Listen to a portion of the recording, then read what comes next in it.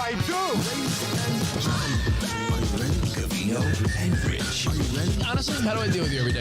Get ready. Now. You heard all about it on the radio. Whoa! Yeah! Holy mother nugget! Holy mother meatball!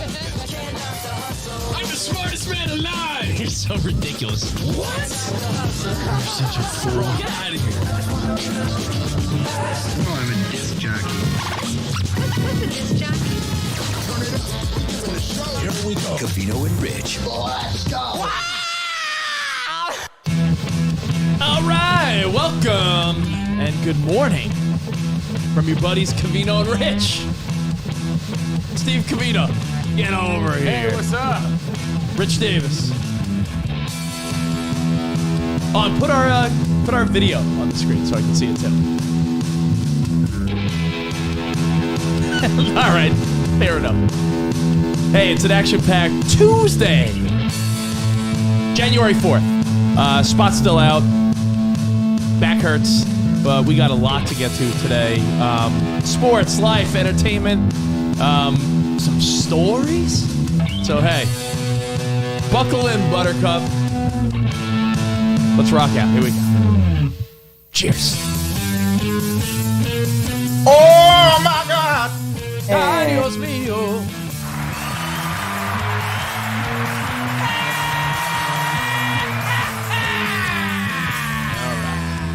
It's Throwback Thursday with Not that. 1, 2, 3.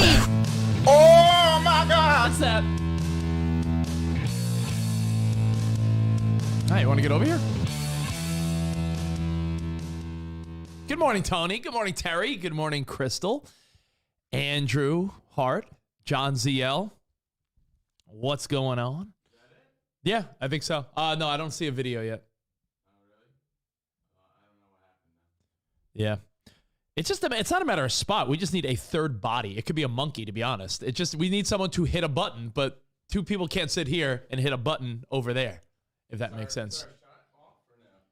It's just that screen has a screensaver on it, so. Well, I'm going to try to figure this out. You figure that out while you call Spot to ask him how to get. Well, I thought it was going to pop up. Hey, Spot, I want to make sure that Spot Rich can see our two-shot. Yeah, how do we see our two-shot? Right-click in the video on OBS. Well, right now it just says Covino's sliding scale of awesome. Good morning, Mauser, Alex Efforts, Bleacher Bum. What a wireless mouse. No, because it's not a mouse, Andrew Hart. It's like a little console. So, again, it's not, we don't need Spot. We just need a human being, like I said, or maybe Piper Waffles. Maybe Covino's squatting scale. I see that. Yeah, we can't see our own screen. Zush, yes, he could be replaced by a monkey. Good morning, Greg Kelly, Ryan. We'll be getting started in a second. Now I see Cardi B with coronavirus. What's up, P10? I see Awkward Burgers. I see Awkward Burgers. Well, not just me. You won't see it either. Is it? You don't care? I'm starting the show. I don't need to see me to do the show. Okay, then that's fine. I Then. wish I would have known ahead of time. All right, well, it's always like that. Then it just pops up when you start the show. No, you have to do a full screen projector. There's a step that needs to be done. But once you start? No, it's just like, I don't know. Like, Spot has different ways in which things work. Mm-hmm. And if you don't know his intricacies on how things work, it doesn't work properly. That's the only way I can describe it. But like what we see, I mean, this is behind the scenes shinfo who really gives a shit. What we see is our like effects. Like we're looking at Awkward Burgers instead of looking at a shot of us. Yeah, it's nice to see the live feed of what we're doing. Yeah, I mean, but we don't need to look at ourselves. Who really gives a shit? That's true. You know? Oh, how are you going to fix your hair? There you go. It's less distracting. See? We'll probably do a better show as a result. I think about that all the time because for 15 plus years, we did the show without a video element. Not because we wanted to, it's just that's how SiriusXM was set up. To me, I'm better focused. I'm more focused when I don't have the distraction of anything visual. You know, I don't think the feedback helps Rich ever. to be honest, as far as good radio. Well, that's a great endorsement for Tier 2. Meaning the live feedback as it scrolls. If anything, I think it throws you off your game and it affects your opinions. You know, I try to ignore it half the time. If I paid attention to the feedback, I'd be concerned about what Charleston, West Virginia thinks is a good idea or discussion instead of what I think is a good discussion and a good idea. Gotcha. You That know, makes sense. As the host of the show, I have to trust my own judgment, not worry about what Charleston, West Virginia finds entertaining. You know, then I'll be talking about the Washington football team just to appease that guy. You know, So- Lisa makes a great point. Other than primping your pump, Yeah. why do we need to see each other? You know, because Spot's not playing videos. He's not here. So Exactly. So, I mean, it's fine. We're looking at, it's awkward burgers that we're looking at. As long as you see us, we're good. fine with me. So, sports, entertainment, and life. Is Spot feeling any better? I don't know. No, he's not. No, he's in a lot of pain. Yeah, he's in a lot of pain. It's really awkward. What's the update? The update I got this morning, because I was going to pick him up because he might not be able to drive because he's so stiff. So I said, hey, man, am I coming to get you or not? And he was like, no, man, I'm out of commission. I can tell you. He's in extreme pain. He got a big shot in his back yesterday, and apparently it's just bad From today. who? What's his name? Biff. Some guy named Biff. Biff, that was Shot a- one on his back. That was a and- big one, Biff. Yeah. So called him this morning. Hey, man, am I picking you up? And he's like, it's worse today than it was yesterday. And if it doesn't get better, he has to go back to the doctor, but he needs to sit it out and, you know, take care of number one. I get the back pain. I really do. I really, really do. But we do wish he was here. It just makes things easier. However, we don't need to see the video stuff. Like I said, I find it personally, like, for example, you guys may not think it's better radio, and I understand that because the timing is off sometimes. But when I'm on set or on site, let's say I'm at home or another studio or in Idaho, I'm so focused in on what we're talking about that I'm quicker, I'm wittier, and I could add more to the conversation because I'm not distracted by the visual. You know, a lot of times I'm not really looking at you when we're doing stuff from different locations. So I think a lot of times without video elements, without distractions, you're more focused. It's like a phone conversation versus a FaceTime. When you're having a phone conversation, you're zoned in on the words. When So you're you really think you paying pay attention more that way? 100%. Because otherwise you're distracted by visual. You're distracted by other elements. Look at that guy's hair. Look at Rich. He looks funny today. Look at his fucking weird Game Boy shirt. It's not even a Throwback Thursday. You know, oh, who's that in the background? Oh, you know, there's different things going on that take you from the actual content. So it's something I noticed personally. Shinfo, but who cares? Either way, thank you for being here on Tier 2. We're hoping you love the video element. Yeah. We do appreciate the live feedback. I think the element of video Oh, is yeah. where you need to be in 2022. It's the game changer. I'm saying as far as focus factor and as far as really being in tune on what points you're trying to make, everybody's different. That's for me personally. Yeah. I don't need the video stuff to do the show. I understand you guys could see us, and that's all that matters. So sports, entertainment, life is what we do. Hope you had a great Monday night. Hope you had a Big Ben Roethlisberger, awkward burger sort of night. You don't need to like Ben Roethlisberger or the Pittsburgh Steelers at all to appreciate last night. He stunk it up. I mean, the Steelers stunk, but you know who stunk more? The Cleveland Browns. Yeah, they look terrible. We couldn't even. Baker Mayfield not getting a lot of love on social media. I mean, you can't even fake the funk that Big Ben had a good night, but the team won, so it was a perfect send off for him, right? Like the big story was that last People game, cried. He cried. We laughed. We last cried. game at Heinz Field, and Heinz Ward Field. he was just emotional at the end. I don't know why he didn't take his helmet off. He was like talking through his chin strap. I know why.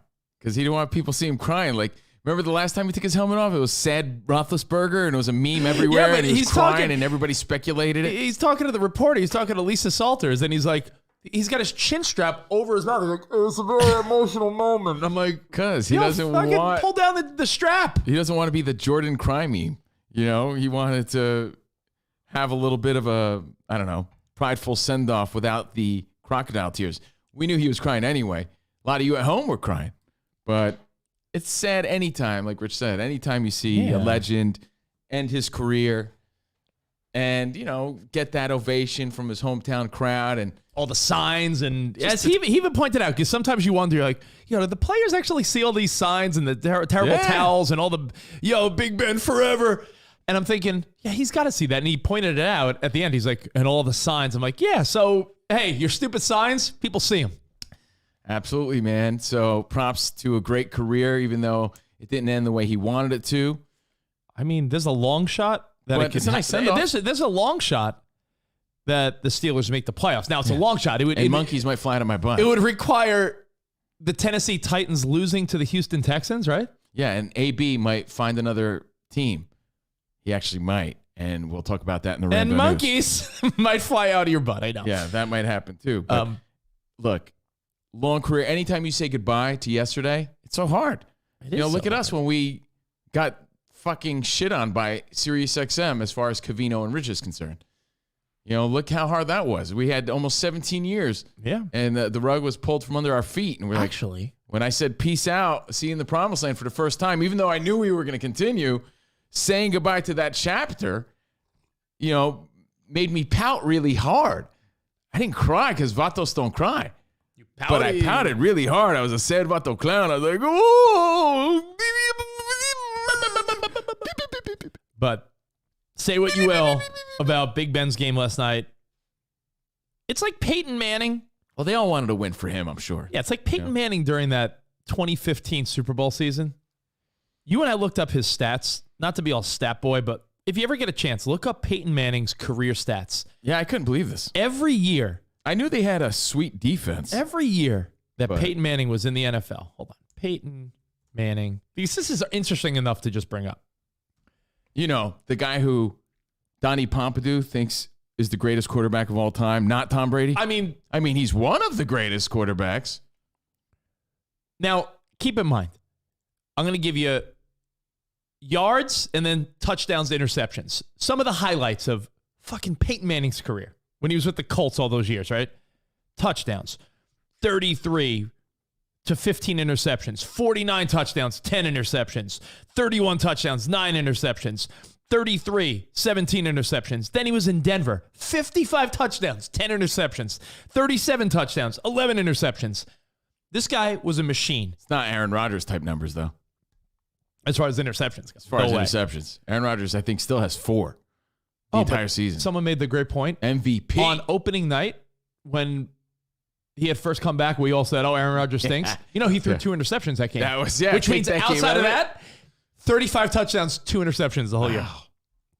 But anyway, the point I'm trying to make is you and I were joking about how that last year when people joke about how the Broncos carried Peyton Manning to his second Super Bowl, motherfucker had 9 touchdowns, 17 interceptions, and the worst quarterback rating in the league. And won the Super Bowl. His quarterback rating was 67. I mean, what does that say? You know what that says? That says you could win a Super Bowl with Jimmy Garoppolo. Yeah, that means you could win a Super Bowl with a great defense, and the worst quarterback rating. Yeah, but say what you will. I only compare it because who cares if Big Ben threw for 100 yards last night and stunk it up? They won, the crowd got the win, and he goes off a winner. I feel like I turned that game on, by the way, also at the perfect time.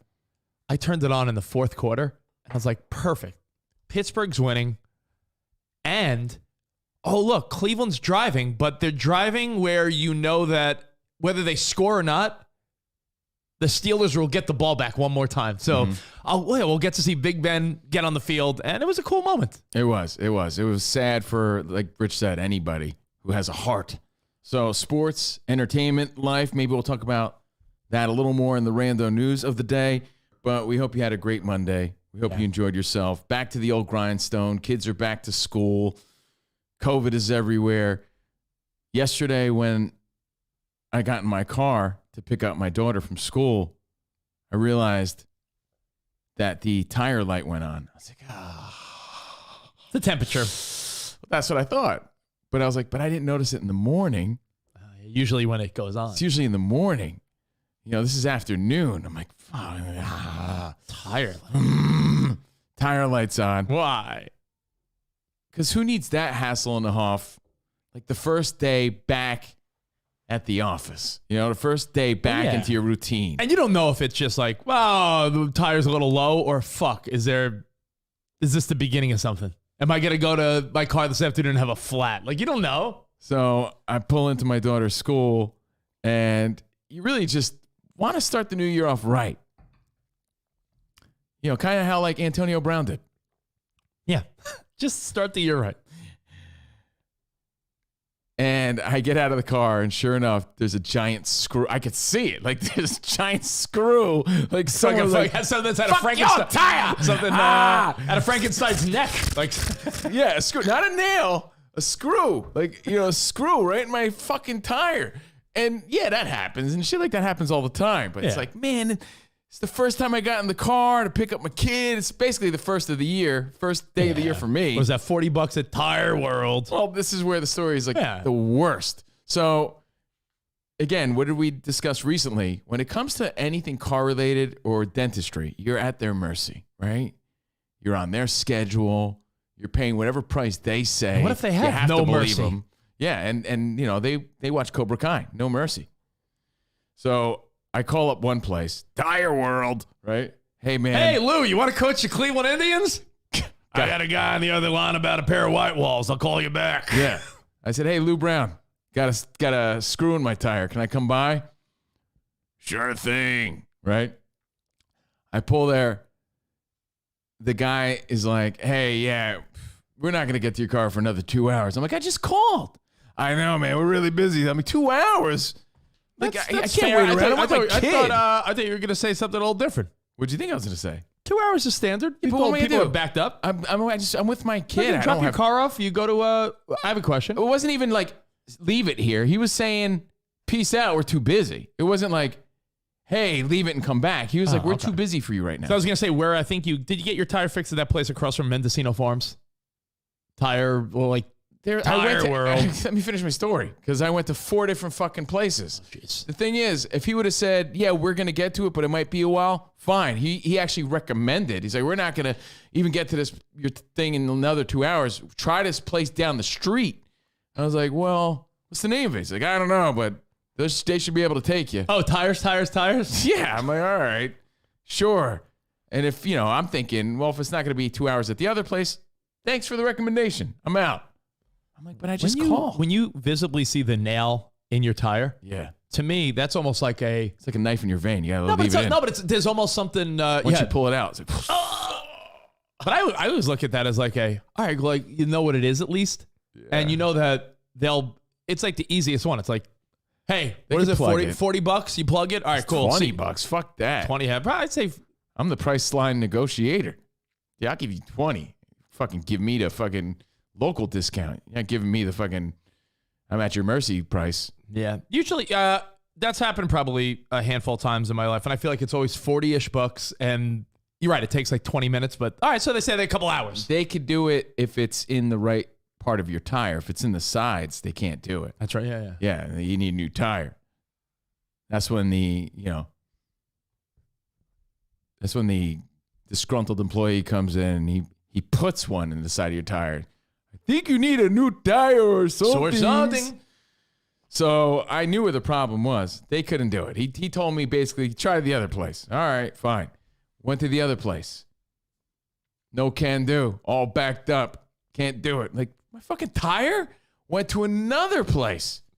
Couldn't do it. Dude, I'm like, Melody, I'm sorry. Dad, are they going to do it? No. Now, was your tire visibly low, or do you feel like you... Not yet. Could have just driven around for a day. I don't know. I don't know if that was in there for, the weekend, or if it just happened and it was going to blow. I didn't know, right? The light just went on. So on my way to the fourth place, I call again. Hey, man, can I come in? Yeah, it might be about an hour, but yeah, we could do it. Cool. Fucking went all the way there. Fourth place. And, this guy named, he looks like his name's Bart or something cool like that. Bart, nice to meet you. What's your name? Maybe Barf. Maybe his name was Barf. One of those guys, right? With zero customer service. And I get it. These These are as blue collar as it gets. You know, dirty, They might as well. grimy They might as well mechanic work guy. on the Dutton Ranch. Yeah, like he was one of those. I'm not saying that everybody that Oh, works. you're a with cowboy cars, on the Dutton Ranch? Yeah. Come on. I'm not saying all mechanics are this way, but I he mean, was come on. he's sitting on a bucket with fucking grease all over his face. Didn't care about me. And he goes, yeah, it might take another like 2.5 hours. I'm like, 2.5 hours? I just called. Well, first come, first serve. And I'm like, but I just called. I said I'd be here in 5 minutes. You win some, you lose He's some, like, huh, buddy? see that car right there? I'm like, yeah. He's like, came right before you did. I'm like, but I just called. Do appointments not matter in your industry, sir? And I'm like, I'm here with my daughter. you're pulling a Larry He's like, David on that's me. great. He's like, why don't you call your uncle to help you out? I'm like, what? I'm like, fuck you. Call your uncle. I'm By like- the way, are you know the Larry David episode No. where he goes to the doctor and he lets a woman get off the elevator before him? Yeah. And they're going to the same doctor's office, so she signs in first. And he's like, because I was polite and let you ahead of me. It's like if you go to a barbershop that's first come, first serve, are you holding the door for someone? No. Dude, I went to, this happened to me at Subway the other day. I pulled up right at the same time. Some dude at Subway.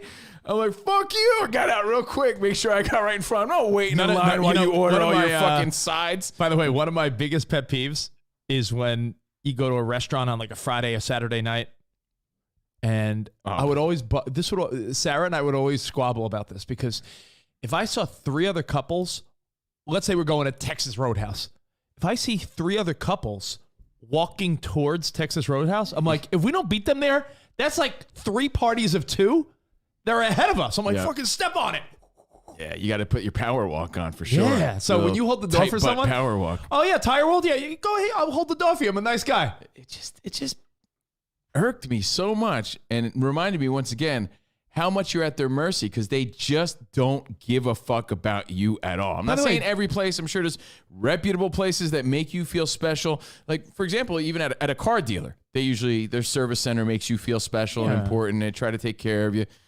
These random tire places or garages or places where you're not a regular and they don't know you, they treat you like you're the biggest piece of shit. Of course. And like, Yeah, I'll yeah. get to it when I get to it. I'm like, yeah, but Well, no. I'm helpless, sir. Please. Again, what you're, I don't care. I'm not saying you're neglecting to realize, but you're Four right. places. You said it right. The people that are mechanics for the most part are not cut from the corporate polite cloth. This guy was as rude as it got. and that's no knock on it. It just If you make eye contact. I'll make another Yellowstone reference to make the Yellowstone fans happy.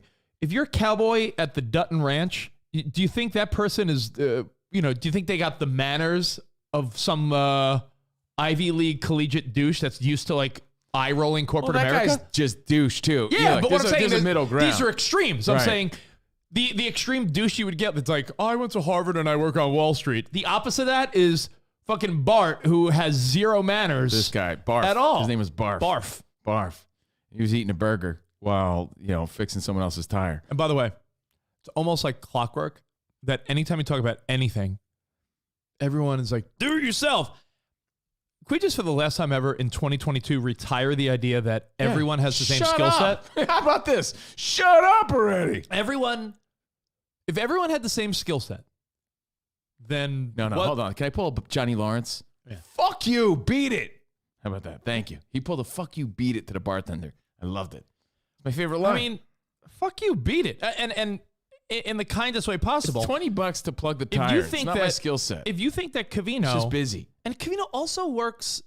Covino also lives in a condo and he parks in a parking garage. Do you think he's gonna like? Where's he gonna do all this? Is he gonna pull on Ventura Boulevard and start fixing his tire? Like, I'm killed on the major highway I mean- because you're telling me to do it myself. it's just one of those. By the way, it's not my fault. My daddy never taught me. Yeah, it's just one of those things that everyone's got a different skill set. There's plenty you of pay things a dude $20 to do it. Yeah, there's plenty of things Covino could do that you can't do, and I'm Plenty. sure he wouldn't mock you Plenty. if you didn't do it. That's right. I'm a good guy. I don't fucking go on your social media pages, tell you how to do your job. I don't do that. I'm not that kind of guy. I mean- come on the radio and I rant about how terrible this guy's work ethic is. Yeah, exactly. I go on a radio show and I talk about how shitty this guy is at his job. That's what I do. So what I'm trying to do is relate to you. That's what I really am trying to do. Not everyone plugs their own tires. If you do, God bless. Awesome. Congrats. I'm telling you, I was trying to get someone to do it for me because, hey, for all I know, it is a problem. For all I know, it's popped. For all I know, I need a new tire. So, and by the way, how the Alex, fuck do you know? Anyone that says do it yourself, knowing you, is a bozo. Yeah, but and that's no knock on you or them. It's like, yo, if your answer is Covino, do it yourself, like you really think Covino's cut from the cloth or has the time, effort, or anything to want to do this? Velvet, bitch. To quote, leather, bro. To quote Rich, quote, not everyone's equal. It's true though. You think your skill set and Covino's skill set are the same? Who's to say that I didn't need a new tire? I don't know how far this was punctured. I don't know. I don't know if there was another problem. This is all I see. I don't know. That's why I'm taking it to a professional, the guy who fucking couldn't be bothered. What about Flex Seal? You think about doing a little Flex Seal? You know what? I'm thinking about it. I should try it. Duct tape. Oh, it's still not done? No. Oh, so you've just kept hitting dead ends until finally you're like, yeah, because eventually I had to get Melody back to her mom's house. I'm sort of fucking on the clock. Everything's a panic scenario. I'm like, fuck, I'm gonna have a blowout. My kid in the car, stuck on the highway, is horrible. I can't drive anymore because I can't see. Having a panic attack. So, hey, look, like I said, the only reason I'm bringing it up is because I'm trying to be relatable. This shit happens to everybody. And the annoying part of the story is I went to 4 different places that couldn't be bothered with me. Couldn't be bothered. Yeah. Because, everyone deals with the same thing. It was packed. It was busy. But and appointments don't matter in this world. Appointments do not matter. Like, yep, sorry, someone else came. It's like DMV. You go there and it's like, well, I'm at the mercy of whoever the fuck is there. And That's by the way, you sort of pulled a Cindy Hoots. No. So I blame Jordan. I said she did it. Yeah. You sort of pulled a Cindy Hoots, Sarah's mom, my mother-in-law. Okay. Who, let's say we're going to breakfast. What do you guys want? Why don't we go to IHOP? We go to IHOP. All right, ma'am, party of 6 people. All right, that'll be about 30-minute wait. Oh, gosh darn, I ain't waiting. Let's go to Denny's across town. We go there. Well, hold on. 30-minute wait, ma'am. Well, forget that. Why don't we go to the Pig and Biscuit? All right, let's go to the Pig and Biscuit or the 30-minute wait. Well, gosh golly, why don't we go there? And by the time you fucking go all these places. This wasn't a matter of my patience. If you just waited at the first place. They were just dismissing me for the most part. If you waited at the first place, you would have been sitting there for 2 hours. The guy at the first place told me to, sorry, bud. No can do. No can do. Yeah, he didn't give me the option to stick doll. around. There's too many cars in the line. He's like, yeah, you're blocking everything. I'm like, but I just called. Yeah, but be a man. Now. Be a man. Ride on the tire, even when it goes out. Ride on your rim. You know what? Be a man. Be a man. Anyway, I'm just sharing my story, That's a guys. good story. I'm not asking for your criticisms. I'm just telling you what happened. That's all. People are giving solutions, though, bro. They're not giving solutions. Now I know why women hate when guys give solutions, because I hate when guys give solutions. Yeah, the solution is do it yourself. Yeah, to plug the tire to only know that I needed a new one. You know what I mean? Like, yeah, but you would feel confident. Answer this question also. Plugging my own tire? No. You would feel comfortable with Covino for the first time in his life at 40-something years old plugging his own driving tire? with my kid in the car, major highways here in LA. But I'm also convinced that these tire places, which are everywhere in LA, but none of them had time for me, hire fucking come here, kid, what's your name? Julio, come here. Here's $20. Go around and just throw nails on everybody's tires. No problem, senor. Put our business card. Let me get you a big bag of nails. Oh, this goes along with Si, senor. This goes along Good with job, Julio. Spot's theory. Spot had a theory that there was a glass manufacturer. I'm pretty sure in You hire a kid just to go around his breaking neighborhood windows, because Spot said that where he used to live in New York, every week or so, someone's window or something was getting cracked, and Spot's like, "Yo, I'm convinced as a local glass person, Convinced. that's like." Like we said yesterday, not every mechanic and car guy is a piece of shit. But again, this is business. Tough times. Money needs to be made. And by the way, Andrew Bennett. They're always going to jack up the prices because you don't know. They're always going to make you wait. Yeah. You're always at their mercy, much like the dentist last week. We talked about that. And I really think that sometimes not everybody's reputable. Not everybody. There are people that probably hire a dude to be like, yeah, Tire World, hey, go do your nail job. Man, everyone is. I will say the one thing I did notice that not just on our show. Anytime someone brings up a story, everyone else does everything perfect. That's fascinating to me. Oh, Spot would definitely be playing the role of, I would have plugged it myself. I mean, look it up. Do it yourself. Google. what year's the tire? No, he would give. How do you not know what the year treads the on that tire? tire? Have like some sort of nail impact. Hold on one second. Compression, where you could have yes. you could have unscrewed it and it would have been just fine. Yeah. Oh, really? I didn't know that. Thanks, genius. And by the Get way, better spot. You're back. I'm not. All I'm doing is telling you the fucking know. story, I fucking jerk love offs. it. I love Go it. Fuck yourself. Fuck you. Beat it. I love it. I'm just telling you what happened. I went to 4 places, and now you know what? The saga continues because today I came down. I'm like, oh, please still have air in the tire. Please still have air. I came down. I looked, and there's still air. So I now have to take it to Hank's Tire World later today. Go to the place. There's a million places. I know, but I'm telling you. I went. You know the place I'm talking about? Yes, there's tires. There's Tire World. There's Hank's Tires. There's Discount Tire. There's Vato Tire. There's Vato Tires. Yeah, there's Vato Tires. I went to every one. I'm just I saying, went to 4 of them. the place I've been to All that this is area. that's pretty snappy and great every time I've ever been, which is probably like 3 times, 4 the times. place you recommended last time. Yeah, and I went there last across time. from Mendocino Farms on Ventura, right there. Yeah. They have a green sign, whatever that is, like just tires. Just Tires. Just tires. And that's where I went. $40 in and out. No, it's not In-N-Out. In-N-Out is the burger place on the other side of Ventura. This is the place that said, too busy, senor. That's the place. I'll be honest, Mauser might have I a point went to here. Just Tires. Because Mauser is just a genius, and also because he has a good point.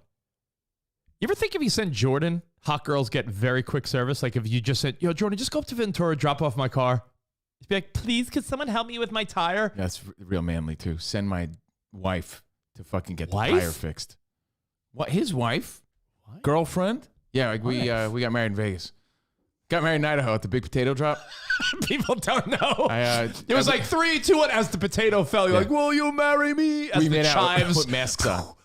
Yeah, I was the grand marshal of the potato parade. You guys missed it. Confetti chives and sour cream cannons. So anyway, yes, Just Tires spot. I went there to get a new tire. Actually, last time. By the way, that's all they have, tires. Just tires. Based on Rich and Spot's recommendation, I went to Just Tires. Ended up needing a new tire. Same scenario, needed a new tire. So if I did it myself, it would have been pointless. Needed a new tire because there was more than one screw in my tire because some jerk off named Julio fucking sabotaged me probably. And I went there yesterday again and they were too busy. No, senor, can you come back, leave the car, or come back tomorrow? I was like, leave the car? Fuck off. You're not the only tire place in town. So I went to another tire place. So can you answer all the questions? Fuck off. You're not the only tire place in town. So I went to another tire place. What does Johnny Lawrence say? Fuck you, beat it. Fuck you, beat it. To answer everyone's question before I move on. When you went there, Yeah. did you... Zero respect. All right, so zero Must have respect. been my Lululemon pants. Well, let's go through everything that people are asking just because. Covino, don't you have a spare? Answer that. I have a donut. Yeah, I have a donut. Is he going to put the donut on? Why would I put the donut on if there's still air in the tire? I'm trying to get it fixed while I could just drive there. Well, a real man would put the donut on and drop the tire off. No, this real man doesn't do that. I'm just saying. But right. yeah, everyone has solutions. I'm not asking for that. I'm just telling you the story, guys. There's always hassles and I'm just glad you hops. brought it up because I love the frustrations that went along with your story, plus the frustrations of everyone having an answer. You know what I is even a got? double though? frustration. Oh, but you know what I got? I was like, oh. Melody's like, I'm sorry, Dad. I'm like, oh, wow. You actually like are sympathetic towards your dad? I mean, this is the first time you've ever realized You've ever how shown. fucking frustrating this is. Like dad's what about all always the other frustrated, frustration that I deal with? You sorry for that?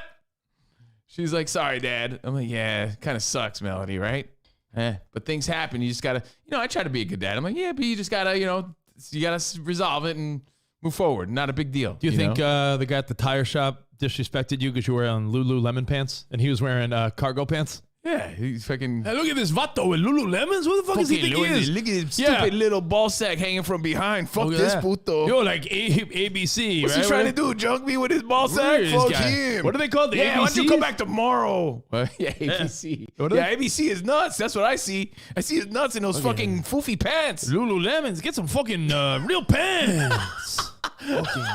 Yeah, they didn't like my look. What's up with his fucking hair? What is that shit? All right, hold on. Let me write down your Who's stuff he, here. Jimmy Neutron? What One the second fuck? here. Let me write down your name. All right, Puto with the Honda. Would it be like 4 hours? Excuse me, senor? Yeah, what's your name? My name is Steve. New Year's Steve? New Year's Steve. Fuck this guy. I don't like him. All right, they got you here. Put more nails in his tires, Julio. All right, we Puto Steve, 4 hours, $200. No one had time for me. No one cared. And I really wasn't like, I was just trying to handle it, right? Look at this doofus. But it was so frustrating that even Melody, who's so used to her dad's balls just being broken by everybody, even Melody was like, Dad, I'm sorry. I'm like, it's okay. Things happen. Got to be a man about it. I'll fix it. I'll get it done. Don't worry. By the way, Not by myself. Vic but I'll has get it done. a question. Yeah. Could you put some Rogaine on the tire? It worked for your hair. Look at that. I don't think you guys understand. I mentioned this yesterday. So, moving on. Things happen. It's not a big deal. It's fucking screwing my tire. This shit happens to everybody all the time. Look at this $125 pants guy wants to jump the line. Fucking, how about, hey, man. You know what? How about 6 hours? $40. I'll give you 20. 20? Go fuck yourself with your $120 pantalones. You actually, do you try to negotiate?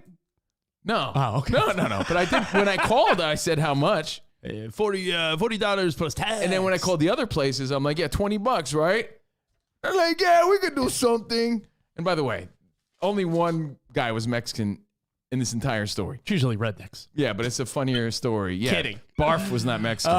Barf was some guy. Maybe come back next week or something. So my tire's deflated. Yeah. My pompadour's inflated. And that's the And story. I'm rolling with it. And I'll tell you why. I don't think you guys know this. I am shedding hair. There's no question. Okay. I'm not losing sleep on it because I know it's COVID related. I know it. High fevers, illness, stress, hair loss is part of it. Look it up. If you don't believe me, Jim Ramsey knows.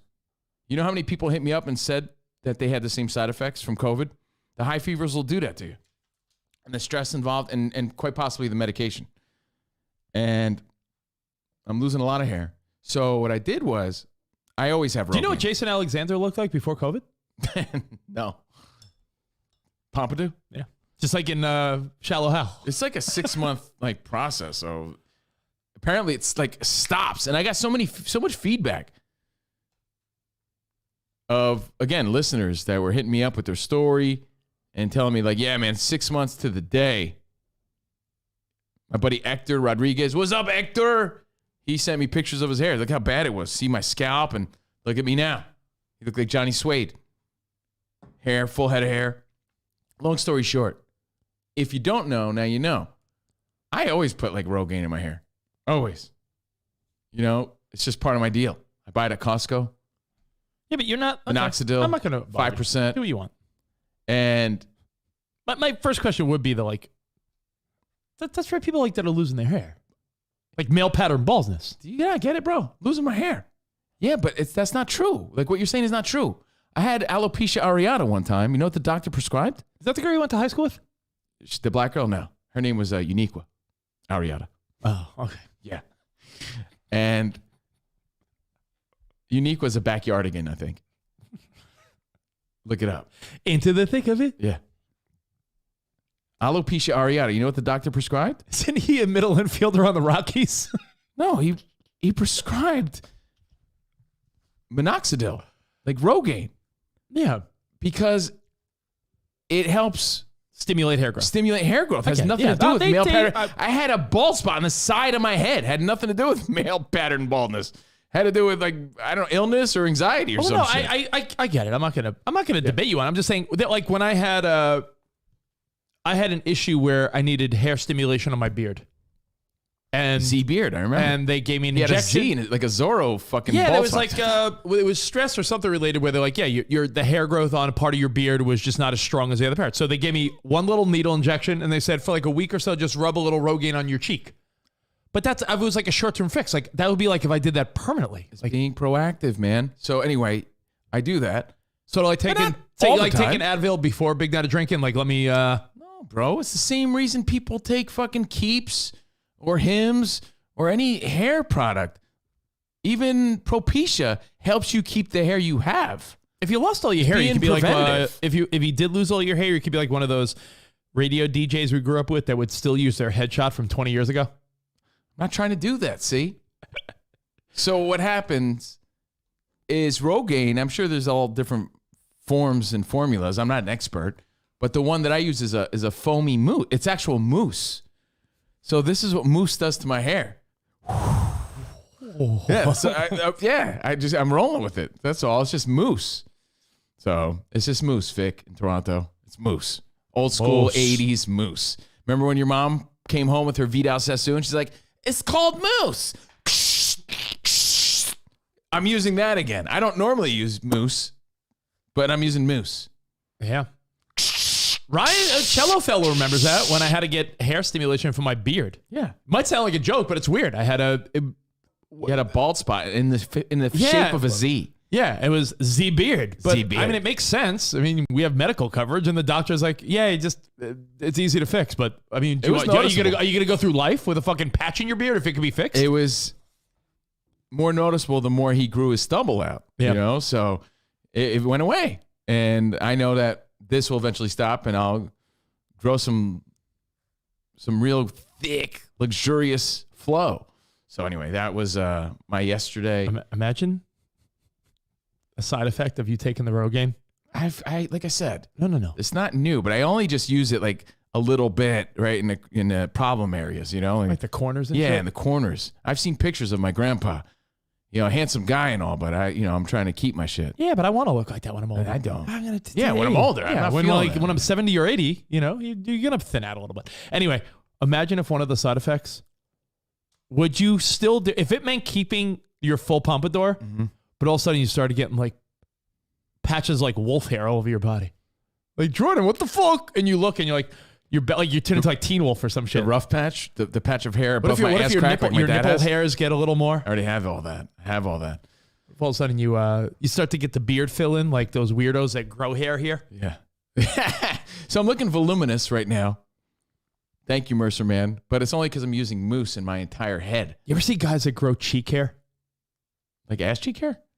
Like Well, Persian no, men? that's gross too. But you ever see the guys that, like, if you're on tier 2, look at Covino's face right now. When his stubble comes in, you might do a little trim up, but you have a beard line.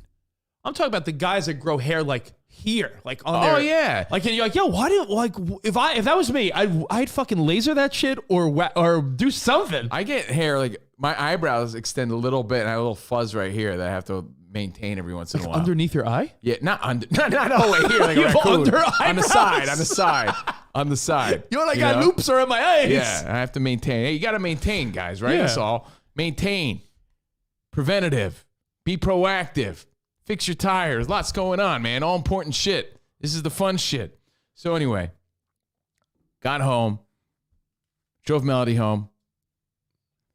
Sort of stressed out. Losing my hair. Tires fucking flat. Yeah. And then I realized, Bachelor premieres tonight. And I got Cobra Kai to watch. And Big Ben's playing tonight. Woo! Little thrills in life, man. When you have some fun shit on your plate like that. Yeah. Oh, and speaking of, Jordan made stir fry. Woo! Wait. That's some fun shit on my plate. I was stoked. I have I only have one Bachelor observation. yeah, give me the bachelor observation. Girls were booty, man. I have Girls are straight butt. I'm sorry, man. I'm not trying to be superficial Steve. New Year's Steve. I'm trying to be a good guy. Trying to think positive. You know, I'm frustrated all the time. I try to bring positivity. Spot not being here frustrates me. I try to be positive. The camera thing not working the way it normally does, because I know how to get that to work, frustrates me. I try to be positive. I watched Bachelor, the premiere, and he's just an ordinary fella. Yeah, you got in my head, by the way, because I was thinking about watching this season. Yeah. And Covino texted me, yo, the girls of this season look like butt. And now I'm thinking like, I was actually going to watch this season because I'm like, all right, goofy white guy. Okay, but I was hear like, me out. all the girls, like, I like The Bachelor better than The Bachelorette because I like watching all the catty girls fight over the dudes. So I was like, all right, maybe I'll get back into it. And then Covino's like, yo, all the girls are butt. Hear me out. There's 30 girls, right? From all over the world. Different ethnicities, heights, styles, looks. And in the world of social media, there's World a of lot of social there's a media- lot of good-looking women Do to you pick know from. how many like beautiful women there are out there? Hey, maybe these girls are great people, but like this is a TV show we're watching. It's a superficial TV show to begin with. I'm just amazed that they get this bachelor who's kind of a doofus. You got two blockheads now. You got the bachelor and Jesse Palmer. He's the new host. You got two logheads I got to look at the whole night. He's a handsome guy though. Loghead. So you got two logheads and 30 girls for the bachelor, who seems like a nice guy, but nobody knows him because he's not anyone famous, and he was only on the Bachelorette for like a minute. Clearly charmed people. Nice guy. Behind they're the like, scenes or something. oh, let's make him the bachelor. But that was also the joke. I'm giving you the storyline. Like nobody knows this guy. So they pick 30 women. And my point is this. There are 30 women that this guy's supposed to be like super into and like, and enamored of. Enamored by? Enamored by. Yeah. They get out of the car and there's like 4 cute ones. Out of 30. It's like I'm not the bachelor, and I would have been like, next. I'm not the bachelor. Yeah. There have been seasons. I'm a 5'10" nothing, nobody. There have been like, next. There have been seasons where I've been like, yo, hot. And then there have been seasons where I'm like, no. Like, Yeah, like, and I'm not trying to be a dick. No, This is what my eyes are telling me. What you're saying is, My mind says be better. My eyes are saying, how could this guy be excited about that? I'll give you a great example of this. You ever watch a rated R stupid movie, and the girl that they get to be like hot party girl, Yeah, like, how'd she get the part? you're like, yo, this is a multi-million-dollar movie production. If there's B-roll of a scene where it's like hot cheerleader, that's who they casted. okay, here's what So I'm gonna say. that's I agree with you because You could go to Whole Foods at any time here in Sherman Oaks and find 10 girls hotter than when I saw last night. maybe they're you go to any interesting. Vegas club. Go to Vegas club. You'll find 30 girls that would have Maybe. been better than the 30 I saw last night. Maybe they're just so uninteresting. I mean, there's Because, a reason. Because I'm with you. looks are only part of the equation, especially for reality television, because you need dramatics. Like if every girl's It's just true. a hot dud, Yeah. then where's the drama? Where's the fun? Like you almost need to get bro. some hot psychos in there. Yeah, guess what? They're out there is my point. There's a plethora. Would you say there's a plethora? There's a plethora. A But again, plethora of good-looking psychos. don't blame me for making the Real life, obvious yeah. It's real observation life. and this like harsh, sort of superficial observation. This is what my eyes tell me. And they're a little blurry, so keep that in mind. My mind says be better. They're probably sweet and great people. My eyes say, why would he be excited about this? Next. But Next. then Covino, He's the bachelor. I'll give you an example. Next. Though. I'll give you an example though. Sometimes television versus what they feel and look like in real life. True. Different. I'll True. give my example is I went to the Bachelor B after the final rose. Remember that was like right before COVID? That was the last thing Sarah and I did.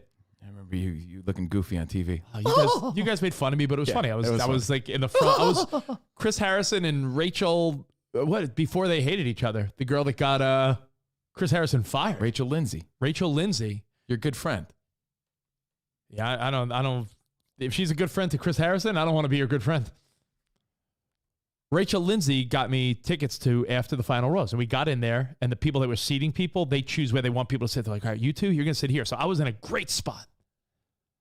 And they sat some of the cast-offs next to Sarah and I. And these are girls I saw on TV that I'm like, meh. But you know what? In person, when they fucking had shiny legs and cute little dresses on and they had their makeup done, I'm like, Agreed. Yo, in real life, Yeah, you would 100% hit on this girl I believe when that. she's on a reality show. I do believe that. Yeah, like what Rich is saying, I do believe. In real life, It's a weird it's a whole phenomenon. different scenario. It's like to look good on television and to look good under those lights and cameras and everything, and different than hot girl walking by. Just telling you what I think. I didn't even look. I didn't need to look. I can only imagine that if you went to Twitter and you did a little hashtag Bachelor, everyone was like, yeah, these girls are busted this season. They were butt.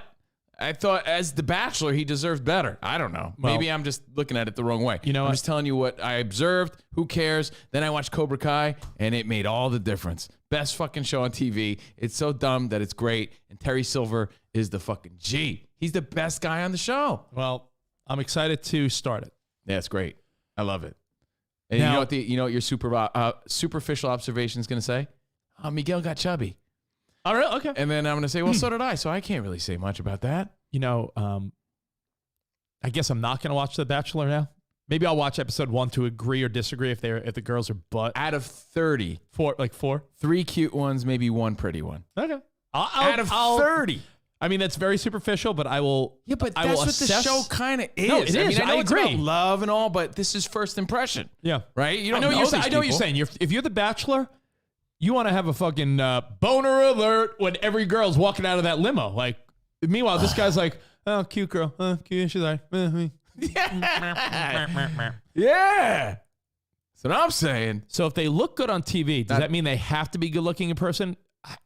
No. Maybe I don't, the opposite Austin, applies. I don't know how to describe it. It's a weird phenomenon. I'm not saying I'm an expert, but I've seen people on television. I'll give you a great example. I saw Steve Martin in person. Now, Steve Martin's old as fuck, right? Yeah. But with makeup and when you see him on Only Murders in the Building or anything Steve Martin's done over the last couple of years, little appearances, Steve Martin looks relatively close to the old Steve Martin we used to know, right? In the 80s and 90s. In person, Steve Martin looks fucking old, like 80, 90 years old. bet. Like he just looks fucking old. Yeah. But on television, if you watch Only Murders in the Building, you'd be like, Steve Martin looks not that much different from Father of the Bride. Looks good. He fucking, like, another one of those people towards the end, It's like different. Regis It's towards probably the end. different for everybody. Like if you watch, before The Bachelor, Wheel of Fortune's on. Yeah. And I'm sure you probably say, wow, look at Vanna White. She's still doing this. She looks lovely. Oh, but she's getting old. When we had her in the studio, she was getting old, but she looked beautiful. Like, oh, wow. So, yeah, it's different. It's always different in person. Good or bad, I don't know. I guess it depends on the person. But I'm just telling you what I think was probably trending last night. Like, this is the best they could do? And by the way, Lisa said, Rich, you're not going to watch now because they're not cute. I mean, that is sort of discouraging a little bit. I mean, if Covino's saying there's no good-looking people on the show, do you watch for the love or do you watch because you want to see hot girls? And I watch for the drama, to be honest. The drama. So, but I think if these are drama-filled drama show girls, then but I'm ready for that. But I'm saying part of what makes the drama funny is when the girls are super hot and they're used to getting everything they want and then they have meltdowns.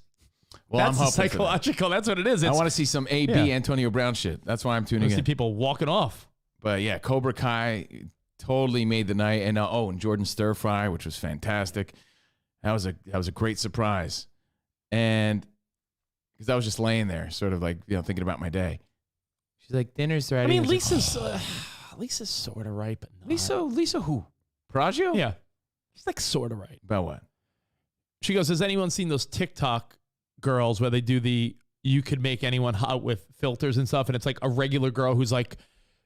She shows the hot picture, like, yo, hot. And then it clicks to what the picture looks like without editing apps. Yeah. And it's like, wow, that girl's pretty. But like on TikTok, you thought she was like a model. Yeah. I get it. So TV can't do the same though. I get it because there's like, there's like some soft lighting, but the reality is. And please, I really am not trying to be a jerk off. It's a vain conversation, but it's a dating show with Right. hot 20-somethings. Yeah. If it wasn't a dating show with hot 20-somethings, then it wouldn't be 20-somethings, and they wouldn't be good. All the guys wouldn't have abs then. You know what you have to If it was a real assume? dating show, Covino, when it was the Bachelorette season, every guy wouldn't have a six-pack. Yeah. If I'm that assuming was so, that the people who were questionable must be crazy. no, I agree. Why would they cast it? I'll still give it a shot, but again, They wanted good TV. I only say the vain part, Lisa, because I'm sure Covino will back me up. If it's the Bachelorette, then why does every single guy have a six-pack? Because if the show wasn't based on, let's get some hot young singles that are a bit wild and crazy, or that have, some emotional issues, because that's what they sort of want, right? Sadly. They want good TV. They want good right? TV. So if they casted it appropriately and normal, wouldn't the Bachelorette have 30 guys and maybe 5 of them would have abs? I looked at it this way, Why Rich. would all 30 guys have abs if the show wasn't based on superficialities? To wrap it up, I'm not the Bachelor. I wouldn't have been excited about those girls. Mhm. Even though maybe in person I would have felt different. We've established that. Yeah. But I'm not the Bachelor. 45-year-old guy in his fucking socks at home. And I was like, Yeah. so how is this guy who's supposed to be the Bachelor handsome. I know what you're saying. Handsome You're saying if you're not loghead excited, guy. then Yeah, but how is this guy going to be excited? Well- But he seemed to be into it. So, hey, everybody has different taste. well, We're let me. Covino Rich. Terry Silver for president. He's the fucking G, Yeah, this guy. don't tell me too much. Terry Silver, I don't bro. want to know anything yet. Terry, you got to watch Karate Kid 3. I know. I will. By the way, you know what they're doing in Cobra Kai this season? I don't want to know. I have to tell you. Yeah. It's not a Okay. spoiler. All right. Maybe this was trending news. And we've seen it in other shows, but they're using never seen before footage. Oh, like Karate Kid? Like maybe that Oh. didn't make the original edit. So I'm like, I never saw that. That's cool. Oh, you know where they're doing that now? Rocky, they did it. Oh no, something even cooler. Oh, what? If you're a fan of The Office, Okay. The Office is on Peacock, which I now have because of my favorite family, the Duttons. The Office has all cold You're opens. trying really hard to like this show. I can feel it. Trying so hard.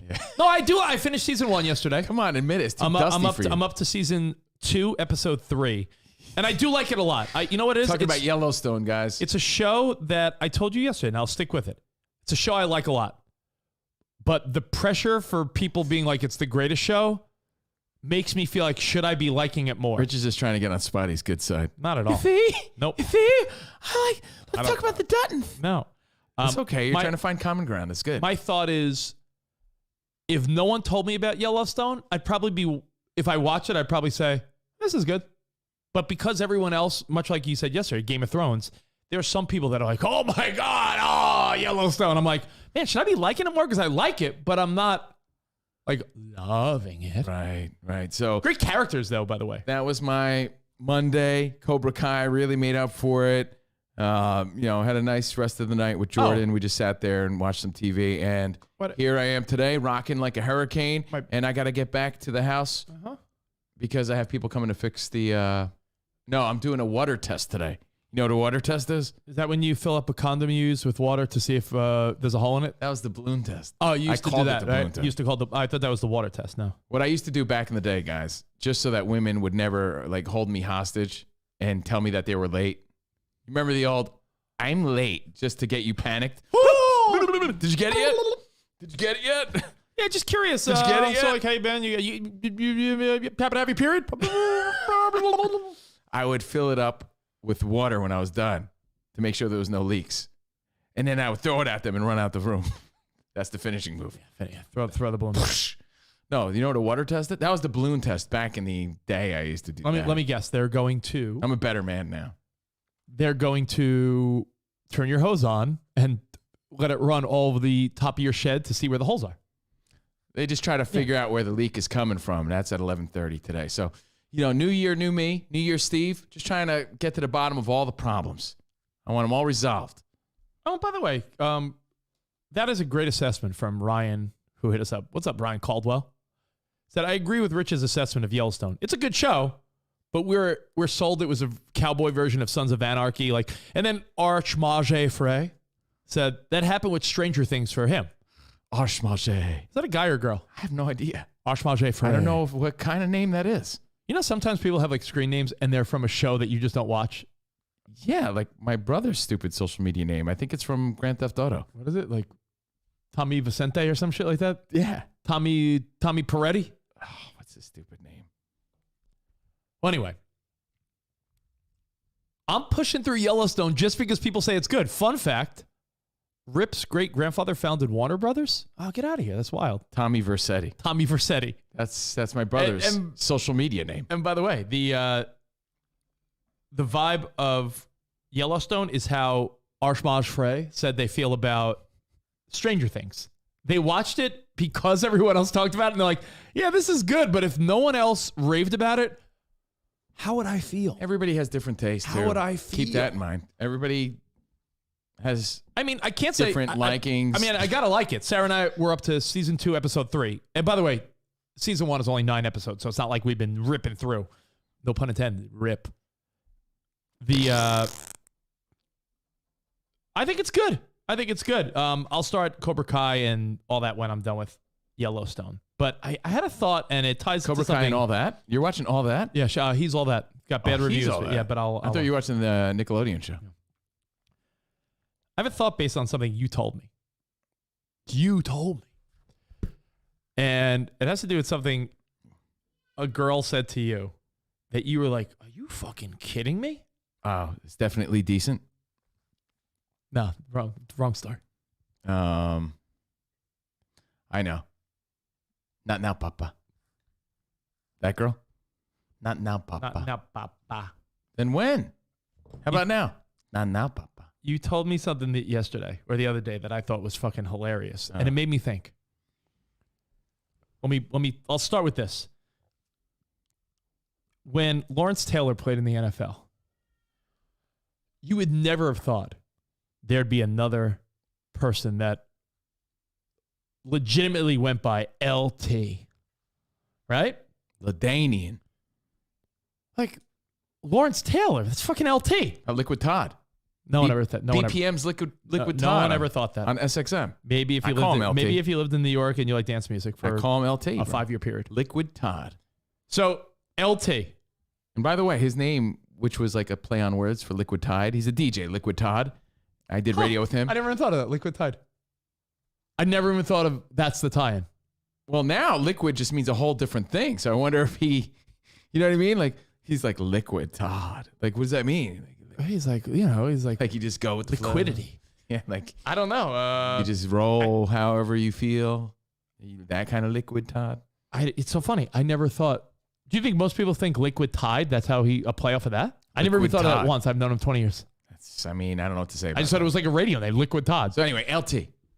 LaDainian Tomlinson Danian Tomlinson. is good enough where all of a sudden it's like, there's a generation of people that are like, yeah, LT, LaDainian Tomlinson. And you're like, no, you mean Lawrence Taylor. Yeah. When time passes, we forget even important people. We forget legends. We forget, like, Not Abe Lincoln. I Like- think about him once a day. like the way your mom shouts out old school actors that people have no clue who they even are. But at one point, my mom called me up after that show to give me the whole history about that Mexican dude who worked in the silent film era. I was like, yeah, Mom, I'm sure he's great. you know what? At one point, he was famous. My mom had a weird story about that guy too, but I'll save it for another day. At one point, Continue. that guy was famous, right? Yeah. The same way, at some point, like, all right, for instance, there was a point in time where it's a dumb example, but Kato Kalin was a household name because of how popular the whole OJ thing was and everything, right? Kato Kalin. Yo, fast forward a few more years, no one even know who the fuck that name ever meant. But a generation of people all know, yeah, Kato Kalin. But the if you OJ said guy. Cato, I mean, I immediately say Kalen. Maybe I'll name my first son Cato. But you get what I'm saying? Like, time passes and people Kato. forget. Yeah, people forget. So I'm laying down with Ben last night, watching the Big Ben final game, and I'm like, yo, starting now, you're the captain now. You're Big Ben. Because your generation, I'm looking at my son who's going to be 2, and I'm like, by the time he's older, like, if, let's just say, I'm not saying we were going to call him Big Ben, but let's say people nicknamed him, we had Big Ben. There's going to be a whole generation of people that don't even know that it was Big Ben Roethlisberger. Yeah. Like, he could go through his whole life in high school and be like, yeah, Big Ben. I mean, forget about the clock in London. Forget about the clock. Forget about Big Ben Roethlisberger, who was a Hall of Fame quarterback for 20 years. By the It's gonna be time another Big Ben. By the time my son's older, there'll either be another Big Ben, or if his buddies or something call him Big Ben, I'll be like, yeah, like Roethlisberger, the quarterback, and his friends would probably be like, who? In fact, to back up your point, I looked up Big Ben recently. Yeah. I'm always, despite popular belief, I don't know if you think I'm a professional bonehead or I don't know anything. Yeah. But I do have interests, and I'm always looking things up. And I was looking up Big Ben Roethlisberger, probably for Fox Sports, or I don't know, I needed a stat or something. He comes up before fucking Big Ben, the clock. Oh, yeah. Like I bet, Big yeah. Ben is, if you look up Big Ben, it's Roethlisberger. Like, he is Big Ben. And eventually it'll be another Big Ben. And be like, who are you talking about? And we're like, Roethlisberger. And they're like, nah, fucking Big Ben Rich's son. I mean, Austin's sort of getting at what I'm getting at. Like, you could rebrand something. Like, I'm going to rebrand my son Big Ben. There will be people, like Jason Brown said, people forget that O.J. Simpson was a dominant running back in the NFL. Like, because that chapter so long ago, people forget so quickly. Now, yeah, there was Big Ben Wallace, but people already forgot that already. My point is this. You told me a Big story. Ben Dover, You that told was- me a that was a story good one, the other Jeff. day. Yeah. And it sort of goes along with the trend that you see on social media. But sometimes I think this trend is just done to make people mad. Mm-hmm. But it was like a probably college girl, maybe like she was high school senior, Okay. maybe probably between 16 and 20. And it was one of those like thumbs up or thumbs down or dance if you know the song. Okay. And they played like probably 10 plus songs that you would think not one human on earth doesn't know. Oh, I hate this. Yeah. And she didn't know any of them. Yeah. This happened to me the other day. And you could argue it's designed to make our generation and people older aggravated. Mm-hmm. But it was like, I'm not even talking old songs. I'm talking Weenials live to troll older people. Older people. For sure. Not just boomers. Our generation too. Like, honestly, remember one of the most viral ones was, isn't it nice that Kanye decided to let this guy Paul McCartney perform with him? I really think that was a troll. I don't think someone fucking really believed that. Who's the old guy with Dua Lipa? Do you mean Elton John? Yeah, I think Those are trolls. I get it. A lot of that are trolls. But just I'm saying, trying to get people to be like, are you fucking kidding? I'm saying goes viral. When you see a video, though, where it's like, all right, put your hand up if you know the song. And I'm talking songs that for a 20-year-old were put out right around the time they were born. So I think it was like Harder to Breathe by Maroon 5, Hot in Here by Nelly, fucking, I Need a Girl by Diddy. All these songs that you would say, what human on earth? Fall Out Boy, like shit like that. Like Simple Plan, Avril Lavigne, My Happy Ending. They were playing like a mix of like pop and rock from the early 2000s. And these like 20-year-old girls like, I've never heard this. And I'm like steam was going to come out of my ears. But more options now, like where we grew up knowing every doo-wop song. Because your mom was playing oldies, yeah. And these were the only options that we had, right? We have this sort of similar base where we have the same sort of memories and recollections because there weren't as many options. A kid now who has every song under the moon at their fingertips, why would they investigate these songs? Or you know what I mean? Like there's no reason. They have so many other options. It's part of it. And it was something, honestly, it was something simple. It was like, it's getting hot in here. And you're like, who on earth doesn't know Hot in Here by Nelly? I bet you a lot of people. It blew my mind. I had this moment. Are you going to bring it up or you want me to bring it up? Hold on. I'm leading you to your story at a restaurant because that's what made me think of this. I'm like, the world is so ever-changing and people's memories are so short. Eric said, John Madden, the documentary came out. He passed away. Boom. People didn't know he was a coach. Right. And that was the whole joke. Like, people didn't know he was a coach. Like, we're getting feedback now of people saying, like, to be honest, I didn't know he was a coach. I mean, like Austin said, he's 26. Truthfully, had no clue. Because if it's before you were born, it's ignorant thinking, because I'm guilty of it being like, it was in the olden days. I don't know it. It's no excuse, but it's wild to think Big Ben Roethlisberger retires. In 10, 20 years, there'll be another Big Ben, and the person who's nicknamed Big Ben will have no clue that for 20 years you said Big Ben and you thought Roethlisberger. Because you're right. You Google it, Roethlisberger comes up before the fucking clock. He's Big Ben. So take what you will out of that conversation, but it leads to something. A cute hostess at a restaurant said to Steve Covino. Last week, I went and got Mexican food with my daughter, and she's like, Hey, I'm Sorella. I'll be taking your order. You guys ready? Would you like some guacamole tableside? I'm like, Sorella, that's cool. Yeah, it's named after there's some Italian blood in my family, and it's pretty cool. Like, I've never met another Sorella before. I'm like, I know, I have a buddy named Ralph Sorella. I'm from the East Coast, so I know a few Sorellas, actually. Oh my God, really? She was so impressed by this, though, right? Yeah. That I heard her telling the bartender. I've never met anyone because I always thought so unique, and like I knew it was the last name for my first name, but I never met anybody. So like he was just telling me. By the way, that's a cool idea. If in your ancestry there's a cool last name that could sort of be a unique first name, that's sort of cool. Her name's Sorella. It's a great name, and I kind of go by my last name, so I was vibing that, right? Even though I'm going by New Year's Steve now. And by the way, when you said Sorella, people might know Ralph Sorella. Well, here's the thing. So she came back. Yeah. She was so intrigued. She was very bubbly and sweet. She was a nice waitress. I even said to my daughter, I said, that's a girl who's on her hustle. She's doing a good job. You see that, Melody? Make your money. Take pride in your work. She seemed to be like in the moment. So, long story short, she came back and brought it up again. Like, yeah, it's so weird because I never met anyone with my name. Like, yeah, I work in radio and I work with this guy. I've known him for years. I said, you know Howard Stern, right? She's like, no. I was like, what? Are you fucking serious?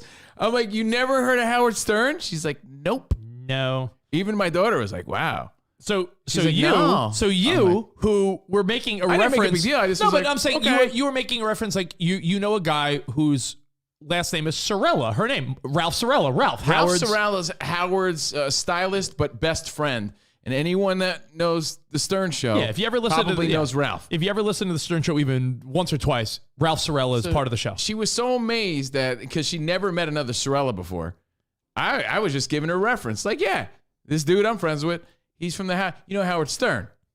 No. Never heard of him. What do you mean? Like the radio guy? Radio host? Never heard of him. No fucking clue. But then again, a 17-year-old girl. Do the I don't math here. think she was 17. She was probably 20. Let's say 20. I thought she was clearly in her 20s. At a restaurant. So Yep. let's say she's 22. Mm-hmm. 22. That means she was born in 2000, which means in the year 2000, by the time she was 10 years old, Mm-hmm. he was off terrestrial radio, and if her family doesn't have satellite or doesn't watch AGT, why the fuck would she know Howard Stern? Howard Stern. It's just it just goes with your story. You know, it's just things you take in and you. I didn't say I didn't say that. I thought that. You know what I said? Do you think some young kid today? You think you'd be ask 100 kids that are like 20, be like, yo, who's Rush Limbaugh? You think they would know Rush Limbaugh? No way. Again, the thing is, we would have known that. I mean, I knew who Wolfman Jack was. He wasn't on the radio when I was around. Yeah. But has she ever heard of the radio? Yeah. I mean, that's a good question. But again, it goes back to what we said about options. Why would this young person ever give a fuck about satellite radio when anything they wanted to hear their entire life was at their fingertips? Well, you know, it's another great example. They don't care. For someone that doesn't know who Howard Stern is. She had no clue. No clue. No, but here's a good question as well. Are we getting to the point now where there's a generation of people that'll be like, I don't know who Oprah is? Because Oprah breaks out once or twice a year and does like some type of interview with like the fucking prince or something like that, or a queen, or, you know, some dignitary or president or something. I know who Stedman is. Yeah, you do. But no fucking, you think anyone 25 or younger has any connection to Oprah the way you did? When you were a young guy, even if you didn't like Oprah, but you knew that like moms and everyone loved Oprah Winfrey. Oprah Winfrey hasn't been on television over a decade. Who the fuck knows Oprah Winfrey? That would be like asking a young kid, like, late night TV. Time moves on, man. Like Letterman and Leno? They have no clue. Even better. Talk about people who don't know and things you don't know. I saw George Lopez, of all people, just randomly throw out a social media post. I'm like, did he die? What happened? George Lopez was like, yo, props to the king. This guy changed late night forever. He was the best. If you were on his show, you were the hot shit. He was talking about Arsenio Hall. Yeah. And like that moment in the sun of the dog pound and him doing late night, I bet you a lot of people who just recognize his face don't even, young people who are like, yeah, I think I've seen that guy before. I have evidence. They don't know that he was a fucking late night god. No. For me growing up, I watched Arsenio every night. I have proof. But it's like faded away and gone. You want to see a sign of that? You got to search for it on YouTube. I have proof. Yeah. No. Proof. Because maybe like within the last 5 years or so, Yeah. I used to host a bunch of those Hooters pageants. Mm-hmm. One of the years, I was not the host because remember they got Arsenio to host it? Arsenio. They still asked me to host something else and judge something, so I was there. When I tell you all these 20-something-year-old hot girls that were in the bikini contest were like, who's hosting? And they're like, Arsenio Hall. And they're like, who is this guy? Who's the old black guy that's hosting? Why aren't you hosting again? I'm like, yeah, because they got Arsenio. I'm sorry, who? I also loved Carsenio. Remember Carsenio? Dana Carvey? But if you think any young girl, when I say young girl, like in their 20s, if you think they know who fucking Arsenio Hall is? No clue. And why would they? That came and went. Like, he was the hot shit for a good 10 years maybe. I stayed up. That's all I watched when it came to late night. Arsenio Hall. And I was wondering why George Lopez, it was the 32nd anniversary or something like that of his show. You know, I know Spot's a big fan of her. I was never. I don't know if you were, but Janet Jackson has that biopic that everyone's. That I think there's one out and there's another one coming out. But She talks about how Hollywood ate her up and spit her out after Nipplegate. Nipplegate. You love Gates. Nipplegate. And how Justin Timberlake performed again in the past few years, asked Janet to, hey, come perform with me. And she turned it down because it just wasn't worth it for her, and how much backlash she got. And she also addresses her brother's allegations, child abuse allegations and things like that. I'm just saying, I don't think people realize that Janet Jackson was a big star. That's one of those people that I think never gets mentioned. She's Michael's. There's a lot she's of that. Michael's sister. You think people in their you think your daughter or anyone that's like a preteen or teen even knows that Michael Jackson's sister Janet Jackson was a huge star? Mel, your daughter's 12. She'd be like, "Who is Janet Jackson?" No way. Janet, Miss Jackson, if you're nasty. It's so funny. I had this No one will cognizant thought just the other day, and I'm trying to remember what it was. Like, oh yeah, there's a legend that never gets brought up. Like, what happened there? How come that person doesn't get any sort of love? It happens. Oh, you know who I don't think gets enough, like, highlights? You could say it's like racial conspiracy. Or you could say, yeah, they just don't have a lot of footage. You know who I rarely see highlights of, and they're a legend? Who's this? Do you know, can you actually picture and visualize any highlights of Roberto Clemente? Not highlights, but I feel like he gets a lot of love. Yeah, he has awards named after him. Yeah. You know his story. He died in a plane crash, 3,000 hits. I think because of his... I never see, in any montage or any fucking, I rarely see Roberto Clemente as like the face of baseball, unless you're talking like Hispanic heritage. But I feel like he's the face of like Hispanic heritage baseball. But he's also a legend, period. You know what I mean? And I never see highlights I get what you're or saying. anything about Roberto Clemente, unless maybe you're in Pittsburgh. I can't think of one fucking clip of that guy. And I'm like, well, does it not exist? It might not exist. I don't know. But I had this thought. I'm like, here's a legend. You know what? Not enough highlights. I'll tell you. You're right about that. Roberto Clemente is one of those guys that... I mean, how many times can you see Willie Mays catch that fucking ball? Roberto Clemente was one of the greats. Look at his stats. I agree. I went as far to look to his stats. I'm like, God, this motherfucker was amazing. 317 lifetime batting average, 3,000 hits. Yeah, he went way died too young. soon. He died too soon. And you're right. I don't feel like I know any go-to Clemente clips other than, but he certainly gets props. It's fleeting, though. You know, these props are fleeting. Grand opening, grand closing. You're the hot shit 1 minute. You fucking move on. Yo, You're like, Big Ben, who's that? I'm reading our He's feedback. Big. There's a new Big Ben in town. New Big Ben in town. That's just life, man. I'm reading our feedback, and there is without a doubt, a really interesting thought about Janet Jackson. Mark S., thanks for the assist. Are Janet's, he brought up the Rolling Stone cover. Are Janet Jackson's two biggest moments in her life have to do with her titties? No, they have to do with Jimmy Jam and Terry Lewis.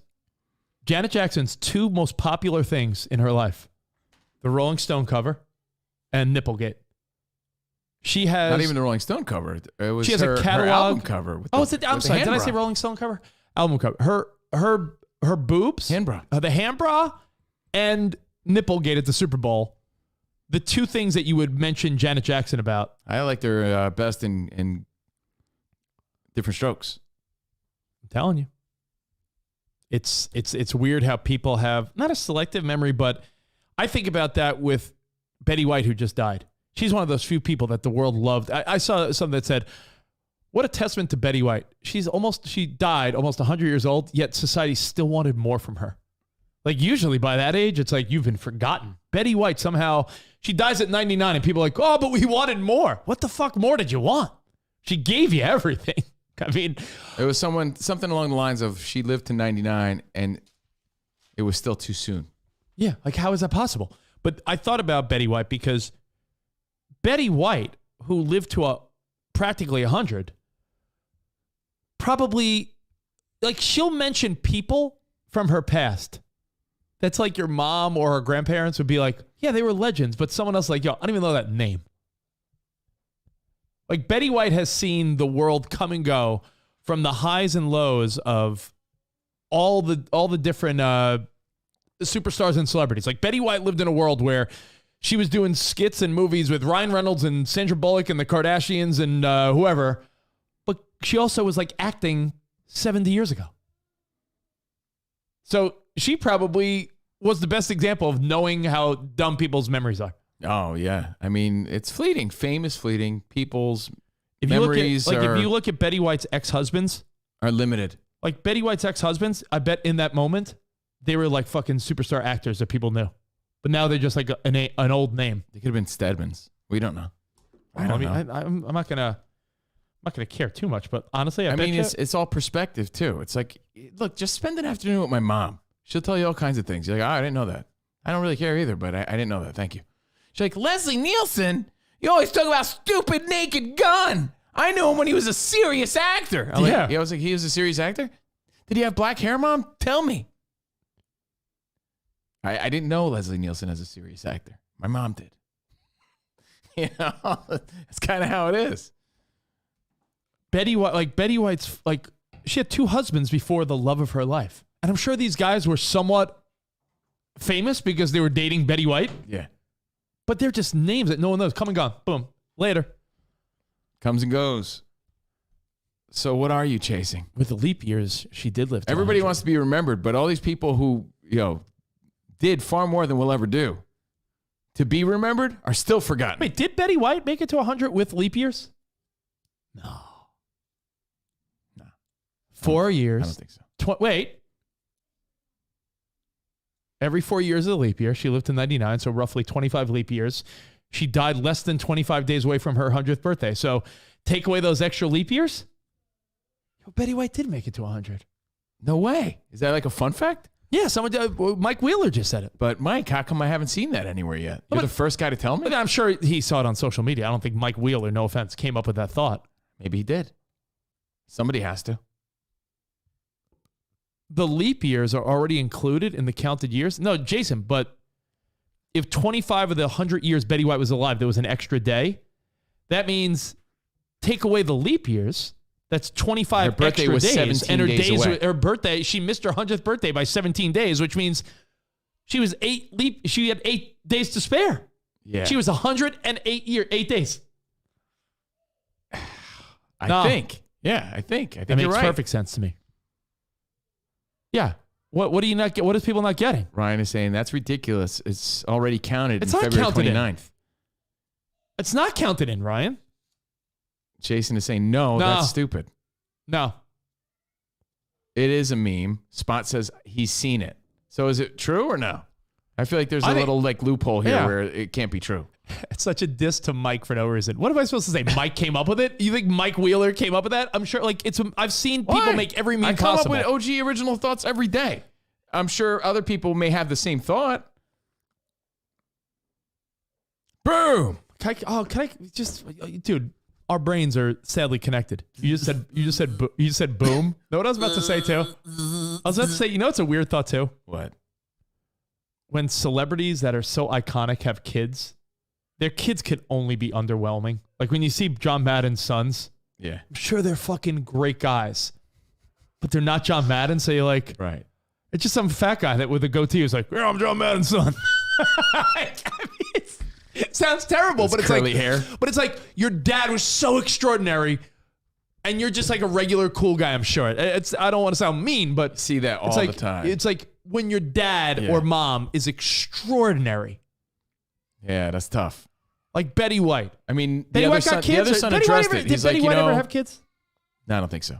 But the other son addressed it. Like, I was always John Madden's son, and I was happy with it. He said, and that was pretty cool. Is what he said. Like, unless you're Arch Manning and you're just part of a legacy of a family where everyone's an athlete. Usually with musicians and actors, because there's a little more luck involved. Like, truthfully, you could agree with that statement, right? Because athletics are more based on physical genetics, where to be an actor, you're not going to have as many generational actors as you are athletes. I'm so confused on acting. Sometimes, to quote Ray Liotta on our show, it's just playing pretend. Some people are really good at it, though. He's good at playing pretend, right? Like, we put it on a pedestal, not as much as we used to, but growing up we did, right? Because now you could get famous dancing on TikTok. Spots just said something that I'm so. Let me finish my point. I'm sorry. Go. I'm watching Cobra Kai. Yeah. I'm sure the guy continued working, but the guy that plays Terry Silver is the best actor on the show. By far. Who'd you say this about recently? Besides Johnny Lawrence, you said about someone else where you're like, it was a reboot, and you're like, oh, It's like, Kimmy and Gibbler. here's a guy, as far as I know, hasn't acted since 1989. yeah. No, you made that point about on Fuller House, Kimmy Gibbler. You're like, we know for fact she didn't yeah, act. and you and I both agree that the actress that plays Kimmy Gibbler, Yeah.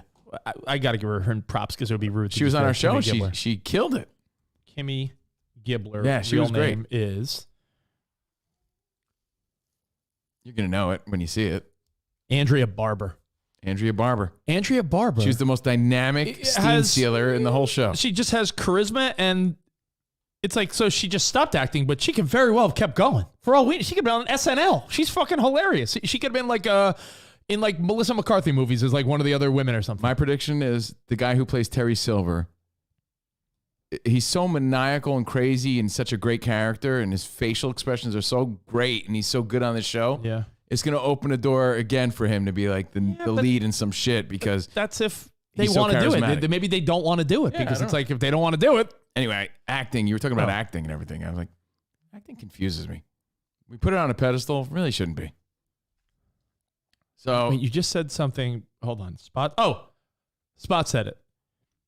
There's a show where it's a bunch of like kids of celebrities or something, or kids of famous people that like are living on a farm or something, I think he wrote. I pitched a show to our buddy Michael Brilliant. yeah, And I was like, yo, here's an idea. I don't know who would need to do this. Because do you remember I even brought it up on the air where I was like, you want to share it to the nation? What if they steal your idea? who's going to steal it? Our buddy Josh Crook might steal your idea. I fucking love Josh Crook. He could take it if he wants. He's a crook. Love that guy. Who's going to take it? Zush? Donald Mike Sacco? Wheeler might try to make some money off of it after you dissed him like that. I said, Michael Brilliant, who works for a production company, I said, what's the chance of a reality show or something where it's like a comedic yet fun twist on investigating and get a partnership with like an Ancestry or 23andMe and do something like where are the descendants of really like bizarre and famous people throughout history? Like give me, like I'm George Washington's great granddaughter, or or hey, They've done that the opposite. yeah, where they'll take a celebrity like I'm Michelle Pfeiffer and they take her DNA. But I'm saying like find ordinary people, right, and be like, and the sad reality is, the descendants of the most remarkable people are the most ordinary people. Yeah, and like I'm Babe Ruth's daughter, and yeah, she's some nose-picking lady, who lives in the middle of the You got a world. pig-nosed fat woman that just looks like Babe Ruth with You're long hair. ruthless, bro. I'm Babe Ruthless. Ruthless. Babe Ruthless. Toothless. She's toothless, like Babe Ruthless. Where's Abe Lincoln's grandkids? I want to see. No, but and I said that, and he goes, that might be a good idea. Production for TV stuff's on hold. it's great for the History Channel. But I was like, for the History Channel, what if it was like, hey, let's take a deep dive. Hey, who are you? Well, fun fact, I'm Teddy Roosevelt's grandson. It could get real blurry though. Lines could be real blurry because I'm like The second removed cousin. Yeah, and it gets diluted. But the reality is, you take the most extraordinary people. I mean, especially our country's not that old, so it's not that hard. It sounds rude, but it's rude in nature. The hip hop group you were in? Yeah, in the 90s. Rude by nature. It's crazy to think that give me someone that you feel like has just like in ridiculous influence, like Rosa Parks, right? Rosa Parks, like someone that was fought for rights, or how about fucking Susan B. Anthony, or fucking Neil Armstrong, first man on the moon, like people that did extraordinary things. How about the Beastie Boys? They fought for your right to party. I mean, that is true. But take someone like someone that freed the slaves, or someone that did some crazy Abe Lincoln, bro. Yeah, no, but I'm saying you find their great grandkid. It's like, hey, I'm Hank Roosevelt. Hey, Hank. Wait, so you're like the grandson of like FDR? Yeah, you know it. What do you do? I fucking work at the carnival. I work part time at the carnival, but bumper cars. Bumper car. I make cotton candy. Little fucking piece of shit kids. So wait a minute. Again, your great grandfather is FDR. Sure is. And he was like the longest tenured president, the New Deal, and like, changed our country's history. Sure did. And what do you do again? Did Carl Roosevelt? You fucking see the zipper over there? I fucking put it together. You put together the zipper? Every month. The zipper. Oh, and let's not forget. And let's not forget, you guys see me make some kettle corn. You know those potatoes on a stick that we shred, and it looks like just a big potato on a stick? I peel those bad boys. I'm the guy that works the peeling. Yeah, that's the guy. He does the bumper cars and the zipper. Like, I think the show, when I started, I don't want you to think I fucking pitched some ridiculous long show, but the more I talked about this with Michael Brilliant. Yo, Spot, you hear all the ideas he has without us? This guy's pitching shows behind our back. Go ahead, continue. I'm sorry, carry on.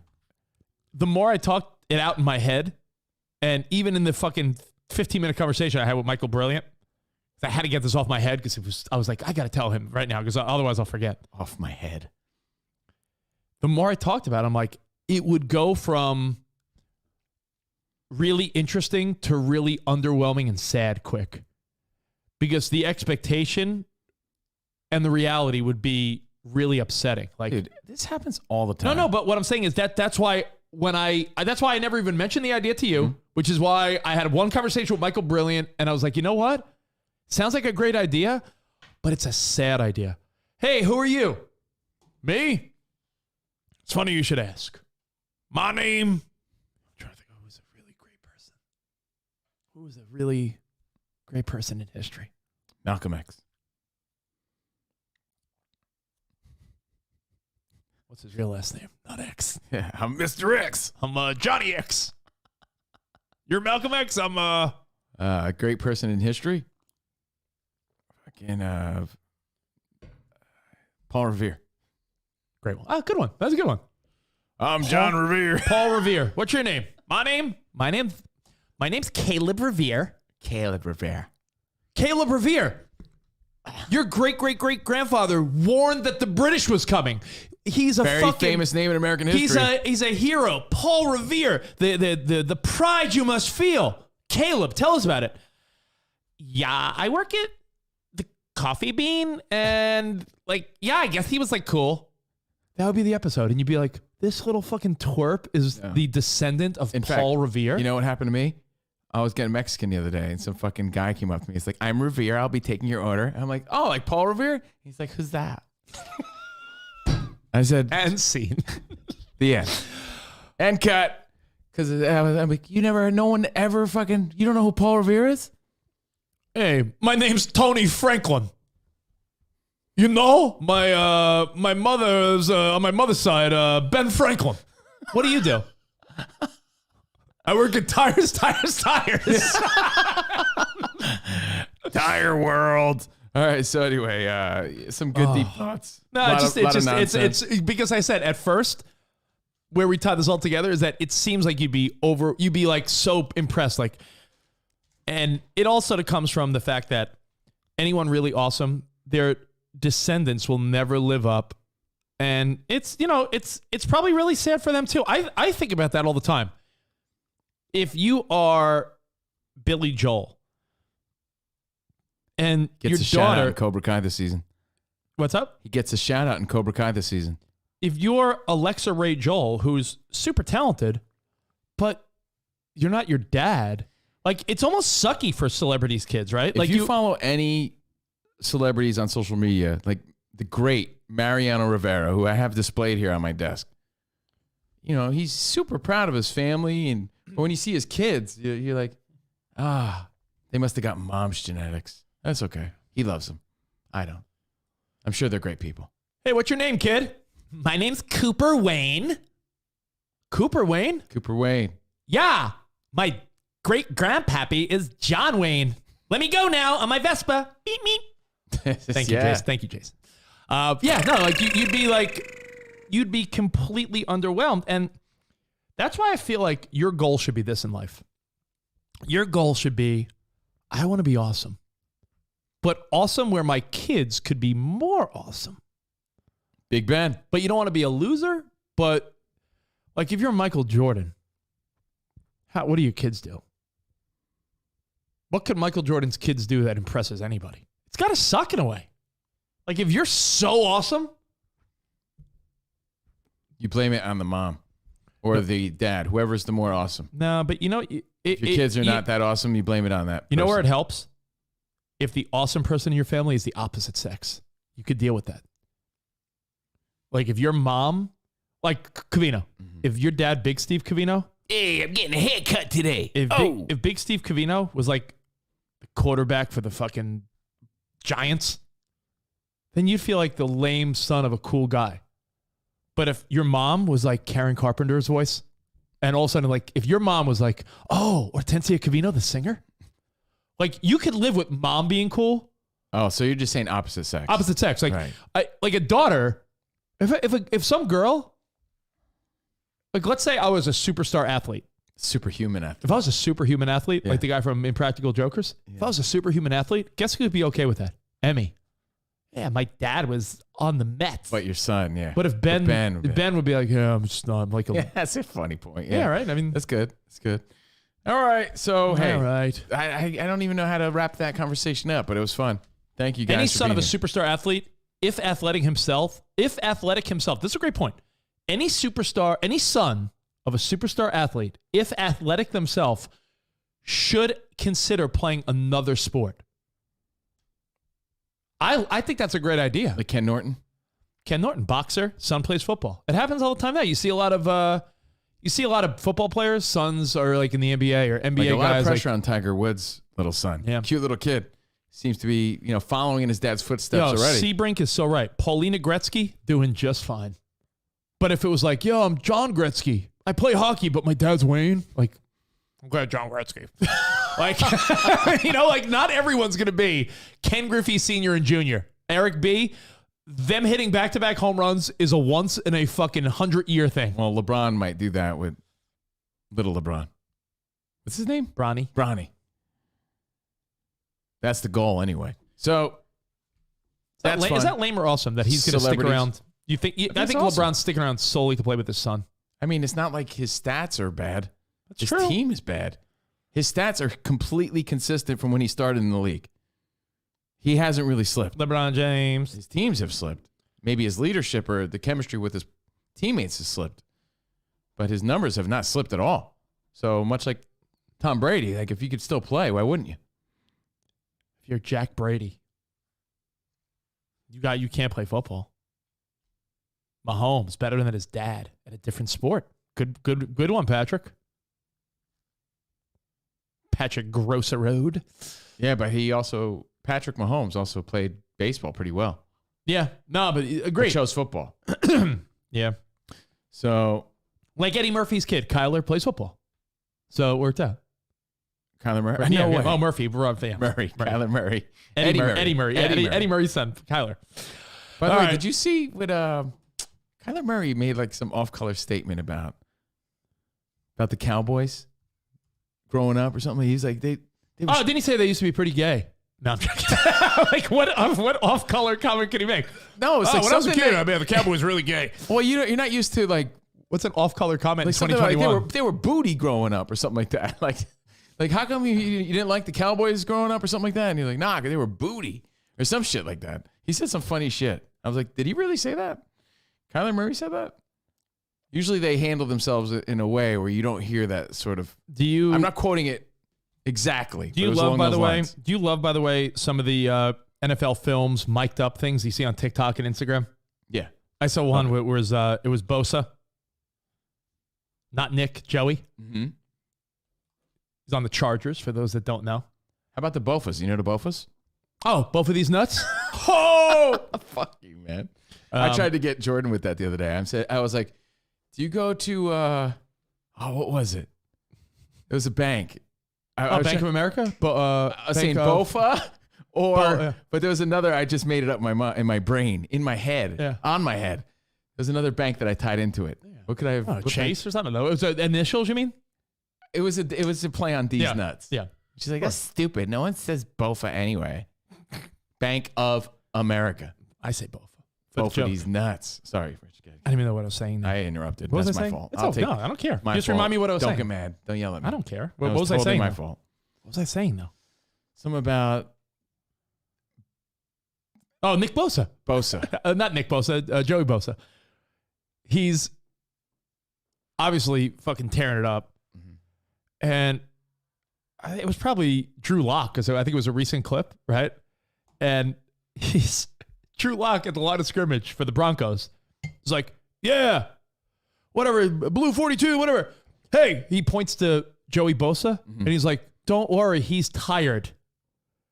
It insinuates like it's end of the game, like, "Yo, he's burnt out. Don't worry, he's tired." Joey Bosa rips through the line of scrimmage, sacks the shit out of Drew Lock, and then he's like, "I'm not tired. I'm not tired." And I was like, "Yo, I've seen so many great clips that I think that's one of the few things that the NFL could do better, because I feel like the NFL really hits out of the park with these things. I think more of that mic'd up shit is so funny. Oh yeah. Like I've seen a guy pop up, push someone, and be like, "Oh, sorry, man, wrong guy." You see that one? But you need the right people to do that. You know, I hate to give a lame example, but like Nick Swisher, a guy like that was always good with the mic'd up sort of thing. You need a guy like that. Lame example, I know, but you need a colorful person to make it fun. By the way, did you see Conan O'Brien talking about how he did it's a little bit of an older clip to tie this together, and then we'll get to other stuff. He said he did a 23andMe thing, and it came back that he's 100% Irish. I saw that. And he's like, and the doctor's like, the guy's like, you know what that means? Because you're definitely inbred. And he's like, what? Yeah. I've said this before, but one of the funniest Conan clips I had ever seen was he goes to Ireland and he's asking all these like, rough and tough Irish dudes in pubs and shit. "I'm here from America looking for my family. They're called the O'Briens," which is obviously a common name in Ireland, right? I'm sure. But everyone in this old-time photo had his face. His big, stupid head. It's like a whole family photo. And they're looking at him like, the O'Briens. Get out of here. So it was a funny clip. Anyway, moving on. Let's see. Bachelor girls are butt. Oh, there's Cobra Kai, Terry Silver's the guy. There's a bunch of shit. You tell me where you want to go. I got some friends in need and some rando news. Let's get the rando news out of the way because it's getting late early. All right. And we got to wrap it up. You wrap it up. No, you wrap it up. You see the Nirvana kid? Yeah. Is he in your news? Yeah. Spencer Eldon. Spencer Eldon, the kid that had his little dinky out on the cover of Nevermind. Mm-hmm. For now, the lawsuit has been thrown out. He's going to try to readdress it, but the court said, no, it's like... According to the court's documents viewed by Insider, a judge dismissed the suit with leave to amend because Spencer Eldon is now a grown man. Yeah, He failed to file his opposition to Nirvana's motion to dismiss the case by December 30th. Yeah. So he has until January 13th to file a second motion in order for the suit to continue. I mean, statute of limitations on this has to be an issue, but also it's a child porn lawsuit. He's saying it ruined his life, but there's a couple factors. It's like, fuck you, beat it. Did it make him cooler? Is he really upset that his little fucking infant dinky is out? Like, I mean, like, I don't know. To me, it's like I'm trying to get money from the Kurt Cobain estate. Why not give it a shot, right? The estate. In other news, we already mentioned it, but Big Ben wins at home. A tearful farewell. Props to him. Nice long career. Rich, actually look this one up because I don't know the full story, but it's funny. My buddy Sean the lawyer. Hey guys. Sean the lawyer hit me up. He's like, "Did you see what happened with PBR, Pabst Blue Ribbon?" Oh, he said, yeah, hold on. This is really funny. They're saying that their X-rated tweets came from an employee with poor judgment. What are those tweets? They're pretty funny. I'm not going to lie. PBR on the news. PBR backtracks. Came from an employee with bad judgment. One tweet references the beer's brand, Wet January. It says, "Not drinking this January." This is a tweet from PBR, Pabst Blue Ribbon. One of the top shitty college beers out there. Yeah, I would see their giant neon sign in the distance growing up, I think off the New Jersey Turnpike all the time. That and Anheuser-Busch in the downtown Newark area. Not drinking this January. This is from PBR. social media. Try eating ass. I saw this. Try, and you're like, whoa, what? Try This is from a eating verified account from Pabst Blue Ribbon? Yeah, Pabst Blue Ribbon apologized on Monday after its brand's Twitter account fired off a string of profane messages to start the new year, including dry January is so last year, and that people should, quote, try eating ass if they don't want booze this month. A rogue employee was behind a series of lowbrow tweets from PBR. In no way do these tweets reflect the values of Pabst and our associates. Some guy named John Kovechik. I don't know who the fuck this guy is. Just some random guy, as far as I know. He responds, right? And he goes, man, coming out swinging this new year with like a shocked face. And someone else says, PBR or ass? What's the difference? And this is just the feedback, that's right? funny, yeah. And then PBR responds to the consumers, ask your mom. PBR or ass? What's the difference? Ask your mom. By the way, Slim Jim, Yeah. I'm not even joking, at Slim Jim responded like, yo, your legal must have off until January 4th, huh? Yeah, so, now they're like totally stepping back. They're like, whoa, PBR here. Hey, guys, PBR. His tweets do not reflect the opinions of your favorite beer. Wow. They're PBR. backpedaling. So In I the news. thought that was a funny story. Like, they just went crazy on their social media. So be careful. Antonio Brown. Someone's disgruntled. Running their social media. I mean, Antonio Brown at the Nets game last night. I Is saw that in your news? yeah, no, he's still partying, doing his thing. Yeah. I don't, what does the gremlin thing mean? I don't know. Is there a reference that I'm not getting? Someone tell me that if I'm just missing some like younger lingo. You know what I'm talking about? Or Yeah, no? I know. I keep seeing it. Yeah. Hold on one second. I thought that was Oh. the stupid medallion he's wearing. But I just don't know if like there's like if that's code for something. Like what is it? Antonio Brown when he wrote Super Gremlin. I'm like Super Gremlin. Super Gremlin. CNBC reports that in the U.S. there's over 1 million new daily COVID cases.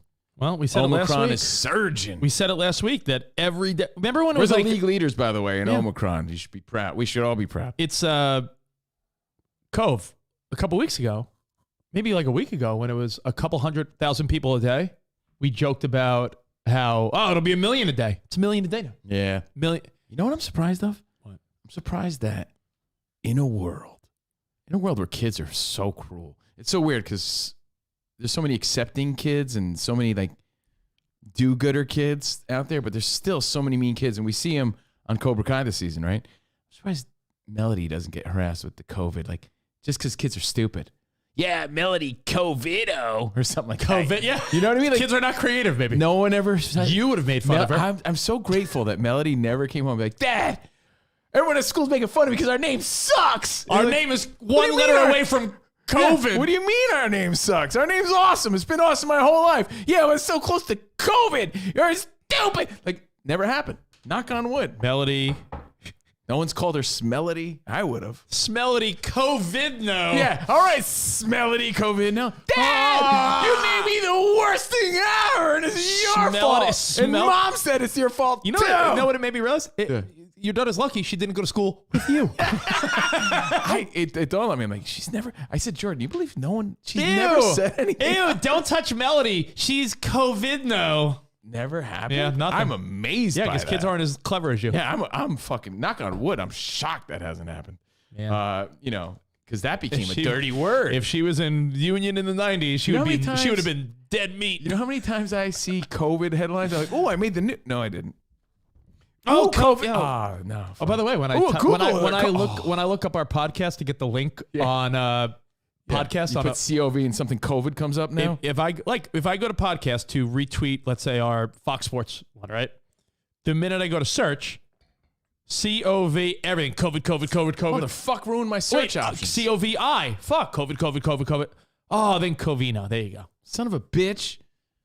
I used to have a badass name. Oh, there we go. I got an answer. Super Gremlin is a Kodak Black song. That's what AB's referring to. See, I knew there was something. There you go. Speaking of AB, this is a good story, actually. Josina Anderson. I got to see her face. because I don't know this woman, but she's an NFL insider. But maybe by looking at her, I'm like, oh, yeah, I know her. I don't think Josina Anderson said she knows for fact that teams are interested in AB. You know what that goes to, Rich? It goes to what you said. I don't know her. Oh, yeah, I know who she is. For sure, I definitely know who she is. She tweets out, get this, Josina Anderson, NFL Insider says, if Antonio Brown wants a job on another team in the NFL, he can have one. That is not an opinion. This is what I know. This is what she knows. NFL Insider saying, yeah, he might not be done. This is up to him. Which goes back to Rich's point on Fox Sports Radio. Like, at this point, though, you're just enabling the guy. Like, he needs help. Yeah, it's like you're doing the wrong thing. You've seen people. It's like you're giving the homeless guy money to buy drugs. Yeah, you're not helping him. You're enabling him. Oh, I have a story. Give him a fucking burger. Remind me, homeless, please. Homeless. So yeah, AB in the news because now there's speculation where we think, yeah, stick a fork in him. He's done. He might not be. It's up to him, and part of him knows that his ego is so big and he's so selfish as a person. There's a part of him that's like, yeah, I'm so good. I knew I wasn't done anyway, unless I said I was really done. Will he be back in the league? But I thought it was no way, no how. The Buccaneers haven't released him yet, so something that's not going to happen right away, but it could happen on his own terms. That's wild. And you know what? He's proven that he could do everything and anything on his own terms. If Antonio Brown came out, keep enabling him. If Antonio Brown came out the next day and said, I had a mental breakdown, I have mental health issues, I want to be back for the Bucs for the playoffs, what do you think would have happened? What if he's like, I had a mental breakdown, but I want to be part of this team moving forward? I mean, I thought about that. I don't know. At this point, it's too much damage. No, but I'm saying, does a plea coming from a mental health aspect give him the, because he might be like, I need to play. I mean, I don't think it's bullshit. I think it's real. I also think he's very selfish, but let's see. Lonnie 3000 says, but Covino, it's the NFL. They have a long history of enabling people. How many players committed crimes and they come back and play? But this time, especially, I mean, we're talking superstar. There have been great, clearly having a mental breakdown. Yeah, there have been great players and that they should say, hey man, go get yourself some help. There have been great players that could have kept playing, but they didn't get a chance because they were considered quote difficult, like Chad Ochocinco or like a T.O. There were guys that were, whether you want to believe it or not, it's Kaepernick's story too. Yeah, Kaepernick, T.O. There have been guys that have been, not my words, other people's words. They're just sort of like distractions and high maintenance. And when you're high maintenance, the minute your talent begins to drift a little bit, then you're just a pain in the ass, right? Yep. Now, how is volatility worse than criminals? I'm not saying it is, Lisa, but I think in the clubhouse or a locker room when you're focusing on the team sport itself, if someone has a criminal past, if that doesn't even infiltrate what they're trying to do on the field, it's easier for teammates to accept maybe. Like Antonio Brown left his teammates mid-game. I mean, how do you get help for someone that's a fucking criminal? He's just a criminal. Yeah, you just someone with, I don't think just because you're a criminal makes you have a mental disorder. It's one thing if it was a one-time outburst. I agree. This is a pattern of who he is. Jason, right on with that one for sure. Yeah, I mean, we've definitely seen enough to understand that there's something going on. I mean, well, anyway, he might not be done. He embarrassed himself. Like, how does he come back from that? He doesn't think so. Did he really? If he doesn't think so? He's fucking out there like, what's up, Gremlins? What's up? Your boy, David Lee Roth, canceling all his Vegas dates of his farewell tour, which means, does that mean he is no longer going to perform ever again? Well, he said he officially retired. So I'm assuming he's done. Kaepernick shouldn't be in the same category as these guys because Kaepernick was he never be, but he was never considered a distraction. Yeah, but Kaepernick also is just not a great player after a while. But then again, you don't can say think he could have been in the league? He could have been in the league, but I don't think he could have started anywhere at that point. It doesn't matter. He didn't play for a reason. No one wanted to get near it. And I don't blame him. He was a distract at that time. Think of where you were at that time. We're looking back through a clear lens now.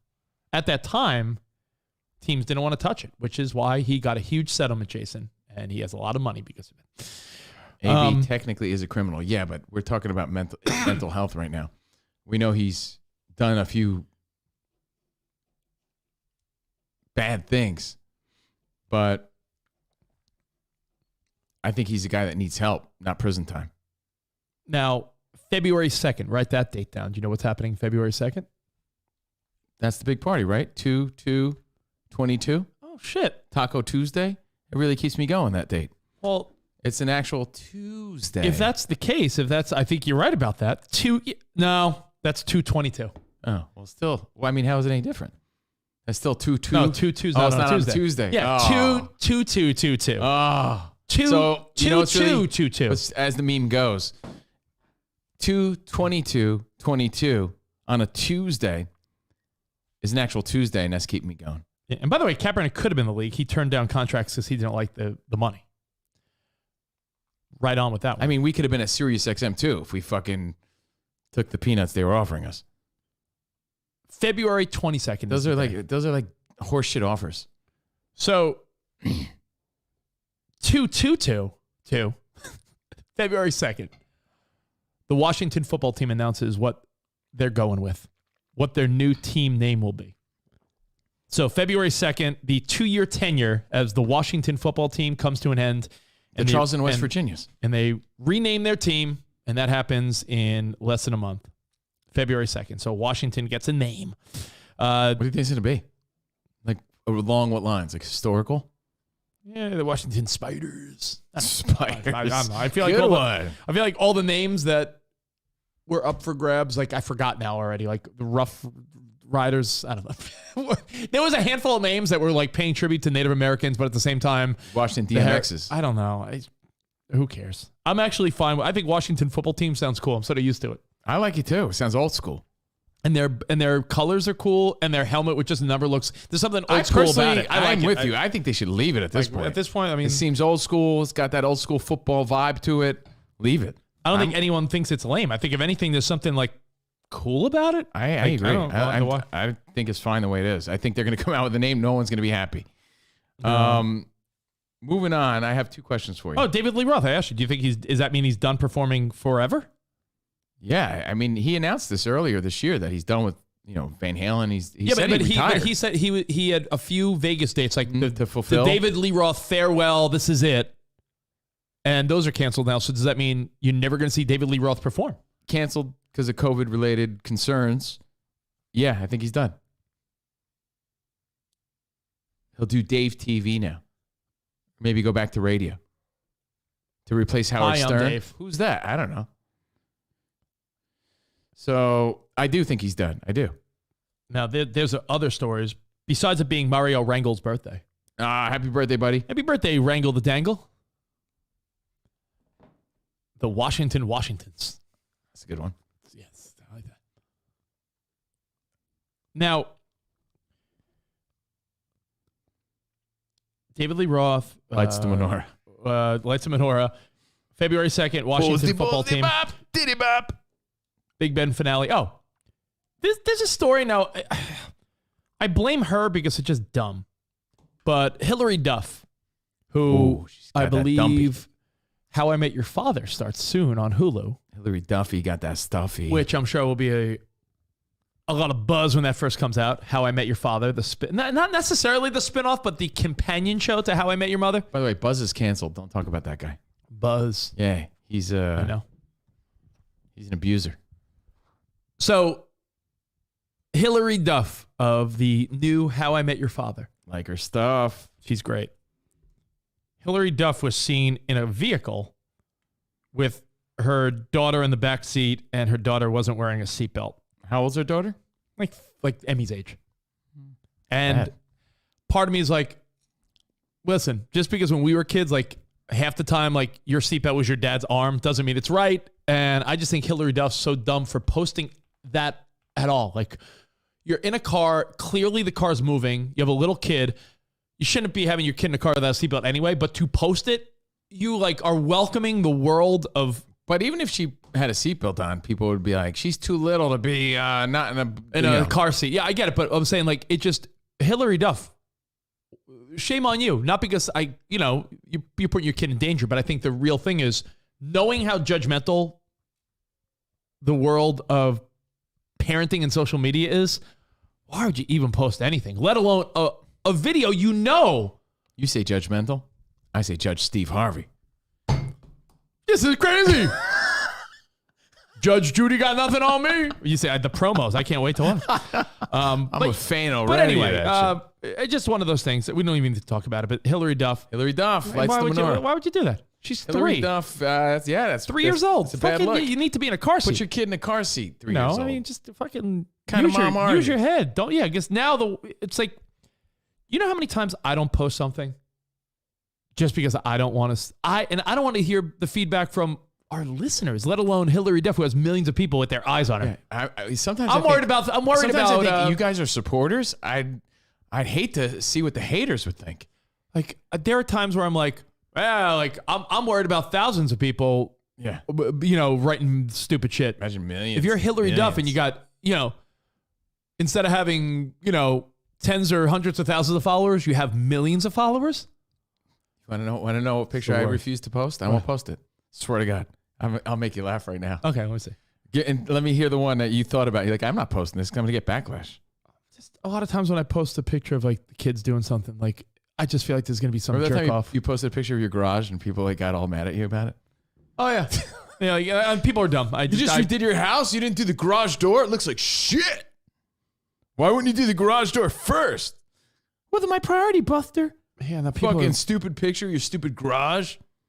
Like, oh man. Yeah, like I was gonna post a picture the other day of Like, it's hilarious, but someone's gonna make a comment about a statue or there's clearly a sign that says don't sit on the statue. Covino. It's Covino. It's Covino sitting on Abe Lincoln's lap in a statue, but it says no sitting on the statue. So it's funny as hell. But if you posted it, I'm sitting like Abe some Lincoln's jerk offs would be like, "You're disrespectful." Without a doubt. I don't need that in my life. That shit's funny. You ever see Bill Burr talk about? I didn't want to get it. Bill Burr does. Do you ever see Bill Burr's bit on Conan where he talks about how the military gets too much respect? Probably. Yeah. And he's like, there's a big difference between the guy doing, fighter pilot operations versus like the cook. True. Yeah. And he does a whole bit about it and like, oh, it's so cringy and funny. But yeah, like you don't even want to say or do anything. So yeah, Hillary Duff is wrong in that one, but she should have known better. So that's a double doozy. She dropped the ball twice on that one. A, she's supposed to keep her kids safe. Yeah. B, she posted it. Come on now. It's something also like that people, I guess, don't want to post. Like kissing their kids because people are weird about that. Like I kiss my kids on the lips. They're little kids. Give daddy a kiss goodnight. Oh, you going to school? Emmy, love you, buddy. Have a great day. Give daddy a kiss. Tom Brady ruined that for everybody. Because he was there for a split second too long. People are fucking weirdos. Tom Brady lost track of time. That much too long. But still, it's his kid. Yeah. Anyway, so what? His kid had a mustache. People have weird stances on stuff. So I could see. I'm like Hillary Duff. Just stop posting stuff. Then I could see. I think about it all the time. Yeah. I'm like, you know what? It's not worth it. I'm not posting anything. Can never do nothing. All right, Hillary Duff, cross that off. Big Ben. She's got that stuff, though. February 2nd, Washington football team, David Lee Roth. You know how you get people to forgive you? Post a nice ass shot. By the way, winning, and post a nice ass shot. Trapped in the snow. Do you see these people on the East Coast? The band? Is that the name of the concert? Yeah, Trapped in the Snow. It's their winter show. Headstrong to take on anyone. You know they're canceled? How? This is not where you belong. Headstrong, Trapped in the Snow. Yeah, it's their Radio City Music Hall. No, live in Alaska. Live from Minnesota is Trapped in the Snow. Trapped, the band is canceled. What did they do? Because he had, he's a Mexican guy who made a few off-color jokes. One he apologized for. One was questionable, but you could tell it was a joke. I forget. It had to do with like girl being too young sort of thing. Oh, yeah, don't do that. Don't do that. But it was a joke, though. And then the other one, it was clearly a joke.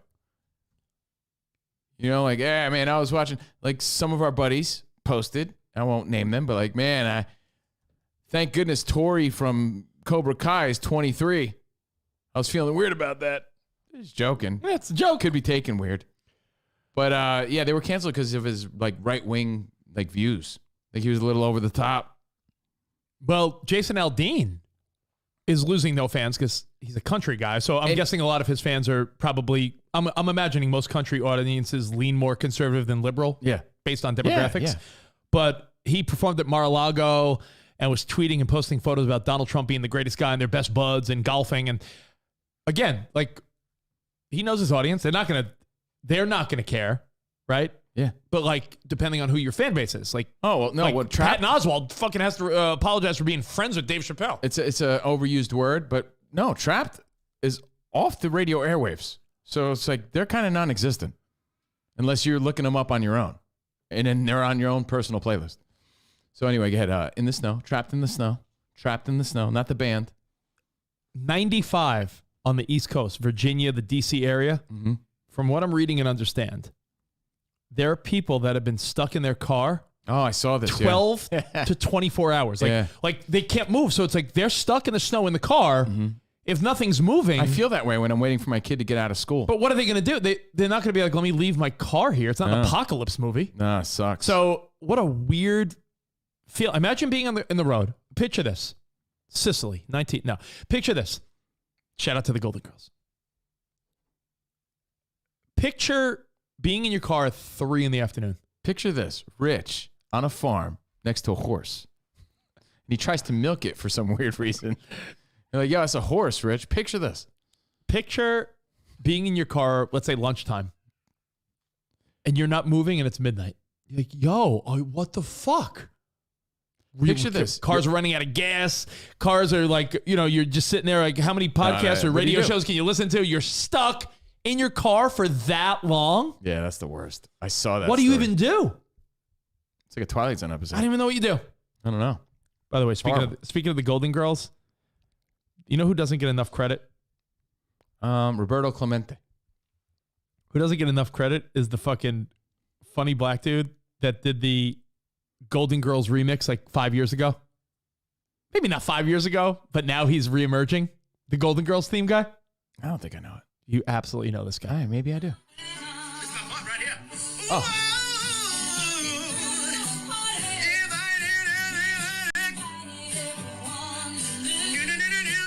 Yeah. That guy? Yeah. That's my dude.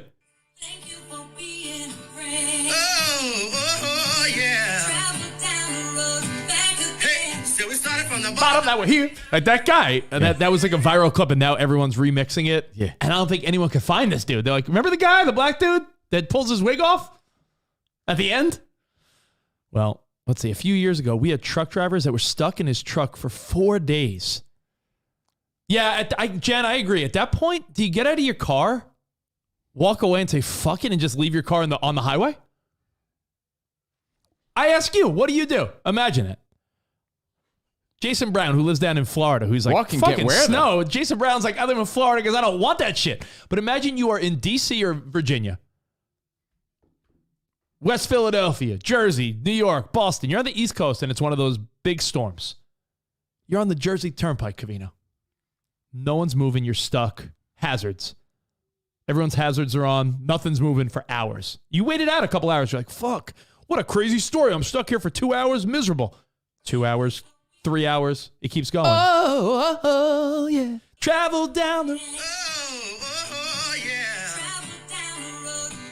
Hey, so we started from the bottom, now we're here, girl. Oh, yeah. This is my part right here.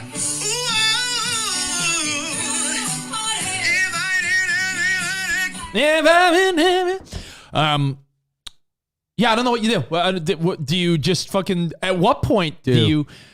At what point do you actually say, you know what? I'm getting out of my car and I'm leaving my car here.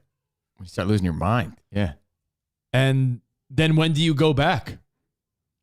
Do you assume it's towed, or do you assume like, oh yeah, it's? Imagine it happened out here on the 101. Imagine if there was snow in LA. I'd be stoned. And you're like, oh, I'm at the Tampa exit. I'm just fucking parked here. You leave it, you walk home, and then like the next day, like, well, I'm in the left lane on the 101. Let's hope my car's there. I don't even know what you would do. I would be panicky too, Jen Brown. What the fuck do people do? Make a snowman. That's true. A couple more quickies, then we'll snow angels. Get on our way. You know what we could do? We could end on literally a quick friend in need, Start a snowball fight. which is simple. Someone hit us up with Do you want to get into a friend in need with like a few minutes left? yeah. Okay. It's a quickie, guys. I mean, unless you feel like this is a long fucking answer. I mean, I think it if would, you have a long answer, then everything we do is a long drawn out thing. depends on how nice your car is. That's a great factor. If you got some old shitty car, you'd be like, yeah, I'll fucking leave it here. But if you're driving a new Tesla, you might just not abandon it on the fucking highway. So, why the hell would you get out of your car in a snowstorm? Because Cubs fan, I'd imagine, I know you're from Chicago, I'm guessing, but Cubs fan talks a lot of shit. he's interactive. He thinks he knows it all, maybe. I don't know. Why would you get out of your car? Andrew Hart thinks he knows it all, but I like him. And Andrew Hart. What did I say that one time? Andrew Hart, not a Rich Davis type of guy. I know who talks shit. I know who's fucking two-faced. Yeah, Jeffrey Richardson, is that his name? I love that guy. Fuck you. I Beat love that it. guy. That guy He's sucks. a top 5 His guy. observations are always so jerky. Oh, he's an asshole on purpose. But I love that he subscribes. I don't care. You don't have to. I don't have to like you. So, I hope this isn't a long drawn out one. Someone just hit us up. Thank you. Honestly, it's simple. It's someone's redoing their kitchen, and it was just a dumb question. That's why we could end with it. It's quick. They're like, yo, those fucking $500 beautiful KitchenAid mixers that every woman wants in her kitchen once they like get married or get a house. Courtesy of Renee Madden. Oh, you wrote it down. Yeah. Was this one of yours? What do you mean? Meaning like when you said you have some friend in need, you actually wrote this one down? Yeah. Oh. I'm prepared, bro. I didn't think you would be interested in a kitchen question. What do you mean? I responded immediately. Renee. Why the fuck wouldn't I? Who are you, Chef Boy Rich? No. You don't cook Jack Diddley shit. Why are you the kitchen guy? We cook like all the time. We have 2 little kids. Why are you? But why am I not the kitchen guy? I have a kitchen. You think I don't give a fuck about a kitchen? No, but I thought this was not a question you would answer. What does that mean? Why are you the I expert? didn't think you'd, because you... Why are you the grand marshal of this question? But I'm not. I just didn't think it would be in your interest wheelhouse. And how is it in yours? Because I'm redoing a kitchen. Okay, but I have a kitchen. Well, Do I not care about what everyone has a kitchen. Okay, so you how have a is- little kitchen. You have to be remodeling a kitchen to give a shit about this? That's what they're doing. Yeah, but they're talking about displaying a blender. Yeah, but I have a blender displayed in my kitchen. all right. So how does it not apply to my opinion? I just think it's a.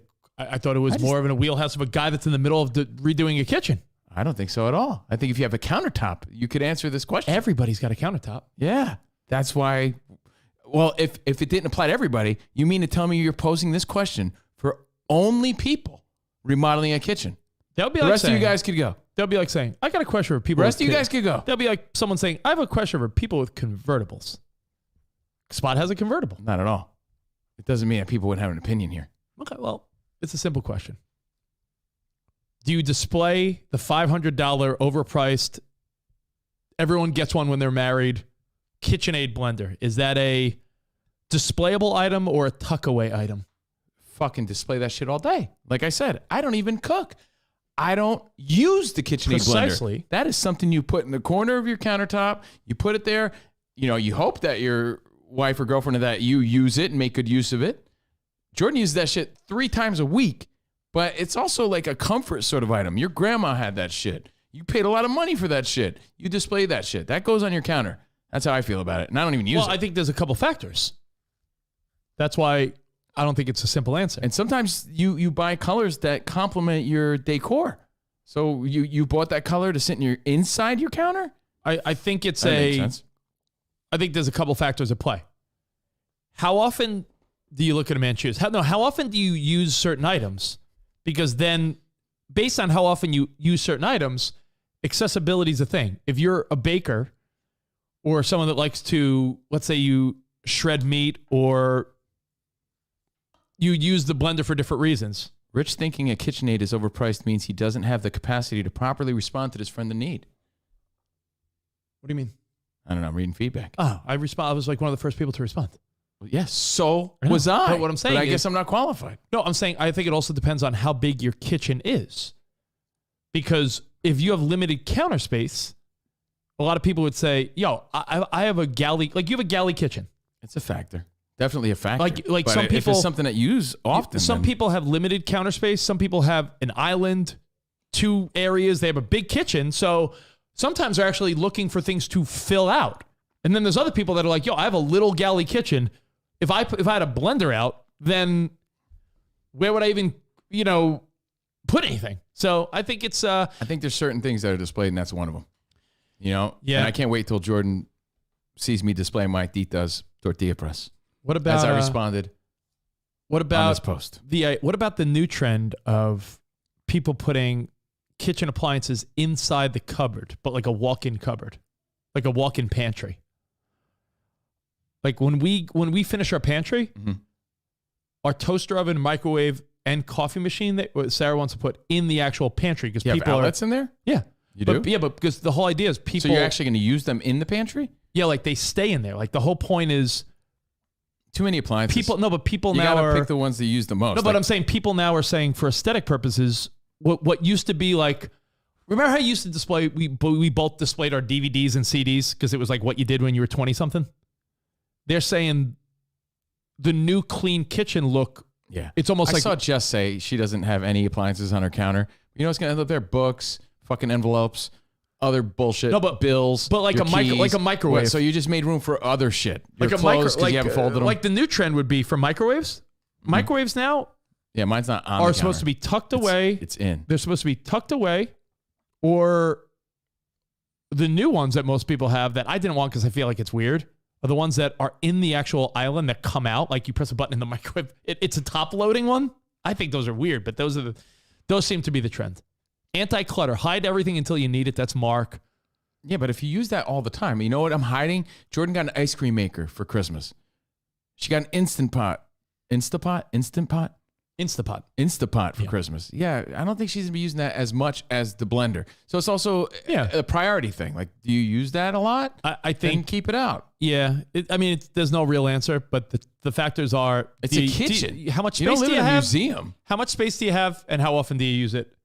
Bro, I like my place tidy and clean. Almost museum-like. And I'm saying, if you use it, put it out. It's your kitchen. That's what you do. You like hide shit. It's your workspace.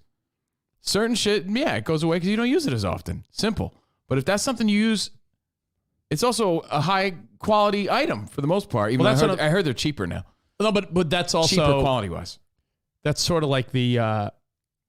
That was my thought. Like if a KitchenAid blender looks nice, and you're right, it could match your decor. Because if you get, let's say, a red one, but red's like the like scheme. a statement piece. It's a statement piece, but guess what's not a statement piece? Fucking microwave. So now more and more people, the idea of people having their microwave displayed is like an old thought. Like, Rich has a KitchenAid. It's a very cool. It's like a blue, like a powder bluish, like a teal or something. Yeah, like a tealish powder blue. So yeah, like it's a beautiful fucking piece. It goes with. I don't think he bought that beautiful piece to be in a cupboard. It's one of the few pieces I think we'll keep out. That's what I mean. Yeah. So yeah, you got to factor in all those things.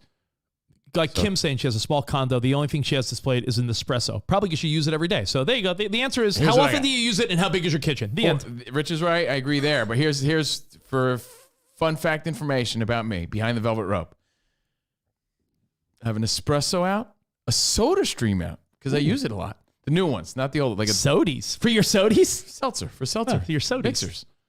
Seltzer. I need something carbonated once in a while. Sodies. Soda stream. And I keep going down and toaster. Doo-doo toaster. You keep it out? The doo-doo toaster's You out. know what bothers me? Fucking My mother-in-law, Cindy, yeah, uses her toaster like every day. Yeah. Because when the kids were there, she has all these, there's always grandkids at her house. So like toast, waffles. That toaster is used every day. Every time she uses it, she puts it back in the cupboard. And I feel like out, in, out, in. Keep it out. That's annoying as hell. It's a kitchen. It's your, you know what I mean? Like, these are your tools, your kitchen tools. You're going to fucking hide them all the time? Toaster. Coaster, oven stuffer roaster. Put your bread in a doo-doo toaster. KitchenAid blender. Statement piece, even though it doesn't match. I told Jordan to get she had a black one. She sold it. She bought a green one. Green matches nothing. My shit is, what color is my couch? Like a blue, right? Like a bluish green? Like a teal. Yeah, teal, yeah. Green don't match that shit. It's in the same color spectrum. No, it's not. Well, you're not going to get an exact match. And that's it. And I have a little baby kitchen, like Rich said. And I have all that stuff displayed. And guess what? It looks dope. Yeah. But if they're nice and new pieces. Another factor is, we got to go. But the other factor is it look nice? Meaning, like, if you have a toaster. Yeah, my microwave is is inside the cabinet. Yes. Is it a nice new toaster? Or is it like a fucking rusty, shitty toaster? Because the answer is I got 2 toasters actually. I have one's too big, Yeah, like- and I'm deciding on whether or not I'm keeping it. the answer is you display it, I think, also based on is it fucking in good shape? Like if you have a brand new like air fryer / toaster oven and it's like nice and you have the space, sure. But if it's a rusty toaster you've had for 15 years, fucking hide that. I have one. It's called the Brave Little Toaster. Oh, that's a good one. Yeah, it's a good one. On that note, we'll see you guys tomorrow. Let's do it. Let's right. do it. Will Spot be here? We don't know. The saga continues. Doo-doo-doo. My guess, Yeah. will Spot be here? Yeah. I don't know. What do you think? I don't know. He's getting his back rubbed out. Is he going today? I don't know. He's getting needles and stuff. I have no idea. So we wish him well. Acupuncture? Imagine Spot's laying there with like 50 needles in his back. He's getting it back out of me. So Is it thank spinal? you guys. Sorry about the tech issues earlier on. We hope you enjoyed the show. Yesterday's show was posted, edited, and up for your viewing pleasures. Nice. Remember, we did a free Twitch Friday. If you missed that, catch that. And our podcast, subscribe, Covino and Rich, and our Fox Sports Radio podcast at foxsportsradio.com. Everything at Covino and Rich. Spread the good word. It's early in January. We need more people to be involved Yeah. to continue doing this. Spread the good word. Spread the good word for us. We appreciate that. And until tomorrow, arrivederci, baby. See you in the promised land. Goodbye. Bye. Gotta hit the thing. You want me to hit the thing? Yeah, go ahead. I'll go hit the thing.